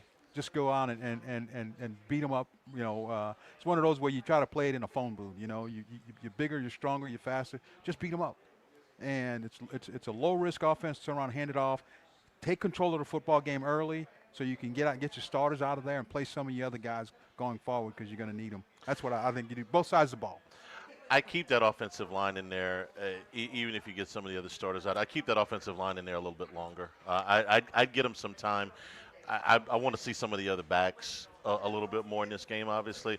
But that offensive line, I'm going to get them some reps. I'm not saying I'm keeping them into the game in the fourth quarter, but I'm going to get them some reps. I think if you look, the third quarter ought to be all of your backup guys ought to be in the ball game. I would hope.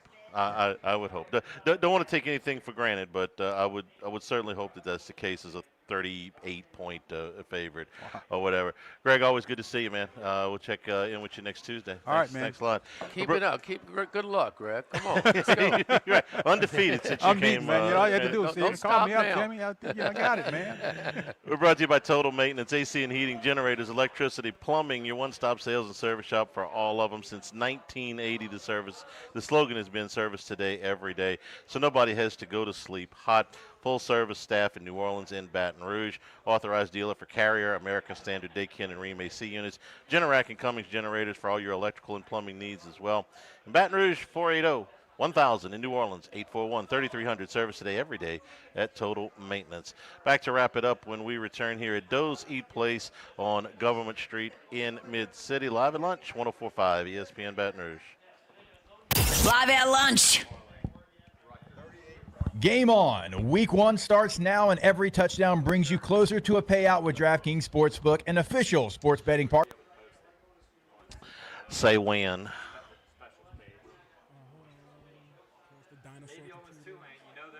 right, it's rolling.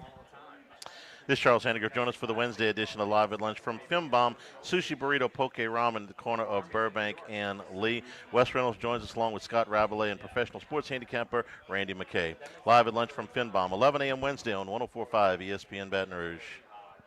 When you place your first bet of $5 or more. Plus, over $200 off NFL Sunday Ticket. In partnership with DraftKings, the crown is yours. Gambling problem? Call 1-800-GAMBLER. 21 plus. Physically present in Louisiana. Select parishes only. Eligibility restrictions apply. Licensee partner Golden Nugget Lake Charles. Bonus bets expire 7 days after issuance. See sportsbook.draftkings.com/promos. NFL Sunday Ticket offer for new subscribers only. Auto renews until canceled. Digital games and commercial use excluded. Restrictions apply. Additional terms at youtube.com/go/NFL Sunday Ticket /terms. Limited time offer. 1950 Phil's Oyster Bar started on Government Street. Then Gus Piazza took over in the 70s, and now his son Anthony is taking it to another level at the current location in South Downs. It's always been a Baton Rouge landmark. Seafood, oysters, po' boys, burgers, and more, all served up in an atmosphere full of sports nostalgia and tons of TVs to catch all the games. Seafood gumbo, crawfish cheesecake, or my favorite, the meatball quesadilla to start. Check out dinner and bar specials at philsoysterbar.com. You know we bleed purple and gold at Phil's Oyster Bar in the South Downs Shopping Center.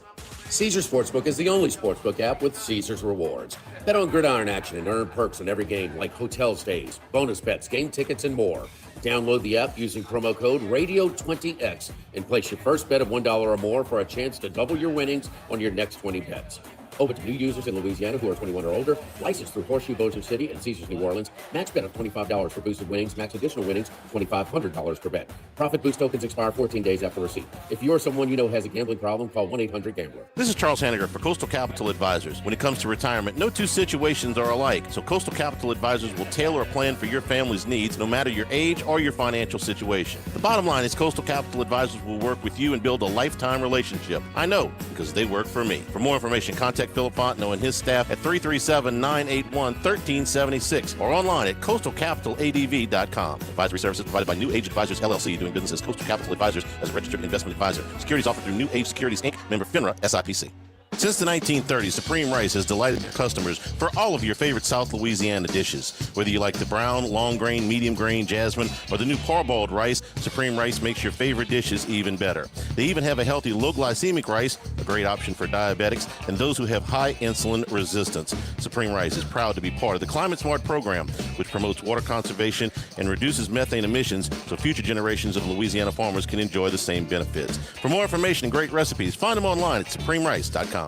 Have you been arrested or even issued a traffic ticket. Everyone makes mistakes. Hi, I'm Dana Brown from the law offices of O.C. Brown. If you find yourself in an unfortunate situation with the law, call us today, and we can help you resolve your problem, whether it's just a traffic matter or something more serious. No criminal matter is too big or too small for us to aggressively and effectively represent you. Before making any decisions, call us at 225-343-1111 for your free consultation. You can also visit us at ocbrown.com. The law offices of O.C. Brown, your law firm for a lifetime.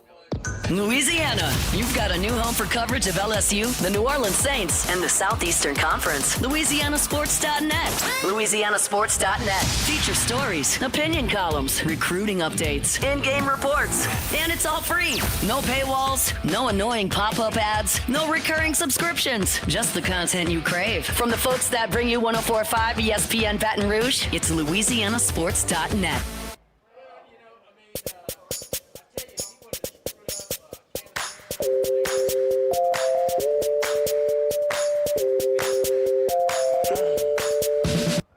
Live at lunch with Ott and Hanny from Doe's Eat Place on Government Street on 104.5 ESPN, Baton Rouge. Wrapping up here today at Doe's Eat Place, the announcement of the passing of George Raveling at 88. One of the real pioneers in the sport, and of course his friendship and later his battles with Sonny Vaccaro at Nike and Adidas were just legendary. It's so many huge spots in the sport. Michael Jordan going to Nike, you can go watch the movie.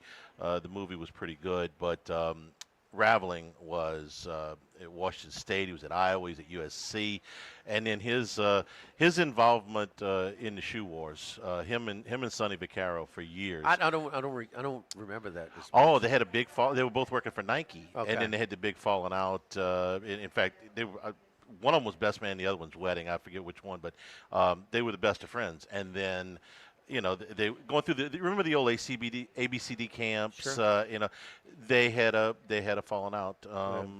But Raveling was a real pioneer in a lot of ways. He passes away today at the age of 88. Iowa and USC. He had baby Jordan at USC. Harold. Oh, Miner. Harold Miner. Yeah. Well, you remember he and Sonny, at those ABCDs, that was when we got to see guys like Kobe Bryant and Dwight Howard and LeBron James and all of these games that that they put together in these camps, and we got to know these kids before they even got to college age. But and Vaccaro's still alive. He is 86, I believe. 30? So anyway, tomorrow we will be at Finbom on Burbank at Lee. Thanks to our friends here at Doe's Eat Place for being our host today. For Jimmy, for Max, for Greg Bowser, and for Jordan Kinchins back in the studio, I'm Charles Hanniger saying thank you and good afternoon. Stay tuned for Hunt Palmer on 104.5 ESPN Baton Rouge.